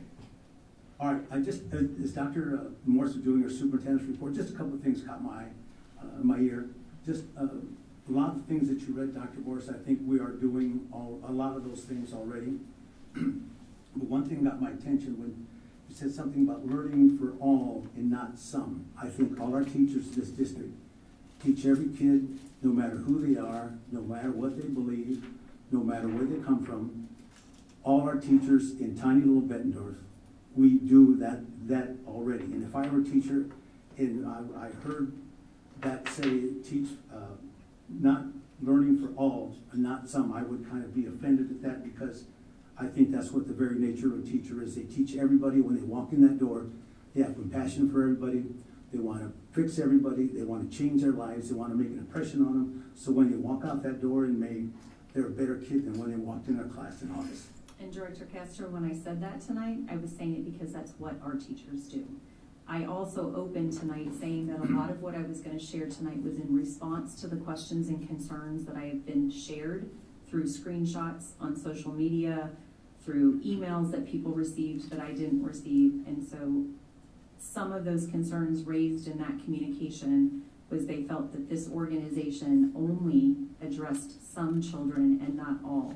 I have never in my 3 years ever indicated, said, or otherwise that our teachers do not serve all children. We do it each and every day, even when it's tough and we're struggling and we know we need more resources to do that.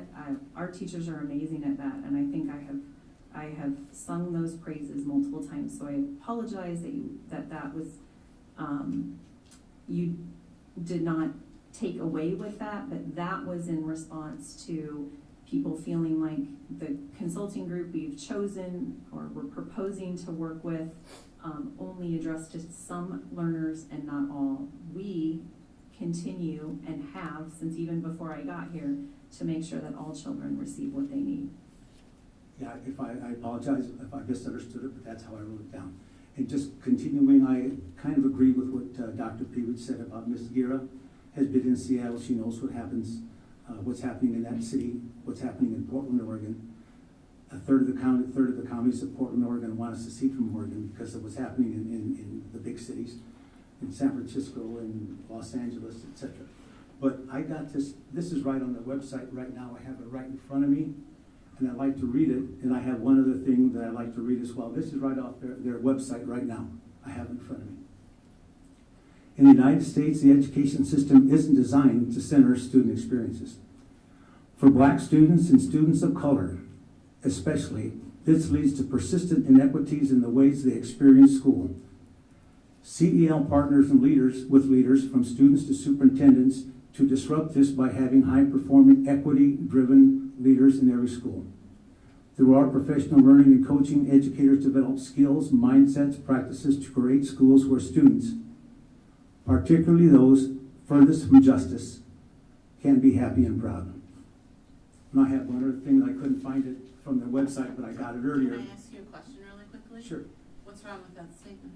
Nothing, it just seems like it focuses on one particular subset of kids that we have, but I'd like to have it just say all kids. This relates to all kids. But that's for that particular group, that does need Well, extra support. I this- don't think I there's mean, any there are other question. subgroups that also need our attention. Okay? And you're right, Director, Very, our data it reflects reflects that. directly. And I have one more, I'd just like to read why we take this approach. We understand that educational equities are the logical outcome of policies, practices, and systems designed primarily with those with privilege in order to have a world where child's ability to realize a limitless future for themselves is not predetermined by their race. We recognize the need for deep listening, focused learning, and humble cooperation. We all know that, and that's I just something that we have to be retold, and we do all of these things in Bettendorf. So it just doesn't seem like seems like this is something that we already do here, and we don't need an outside agency to come in and tell us to do things that we're already doing. So that's my point. I don't have anything else to say. Does anybody else at the board? Rebecca, do you have anything?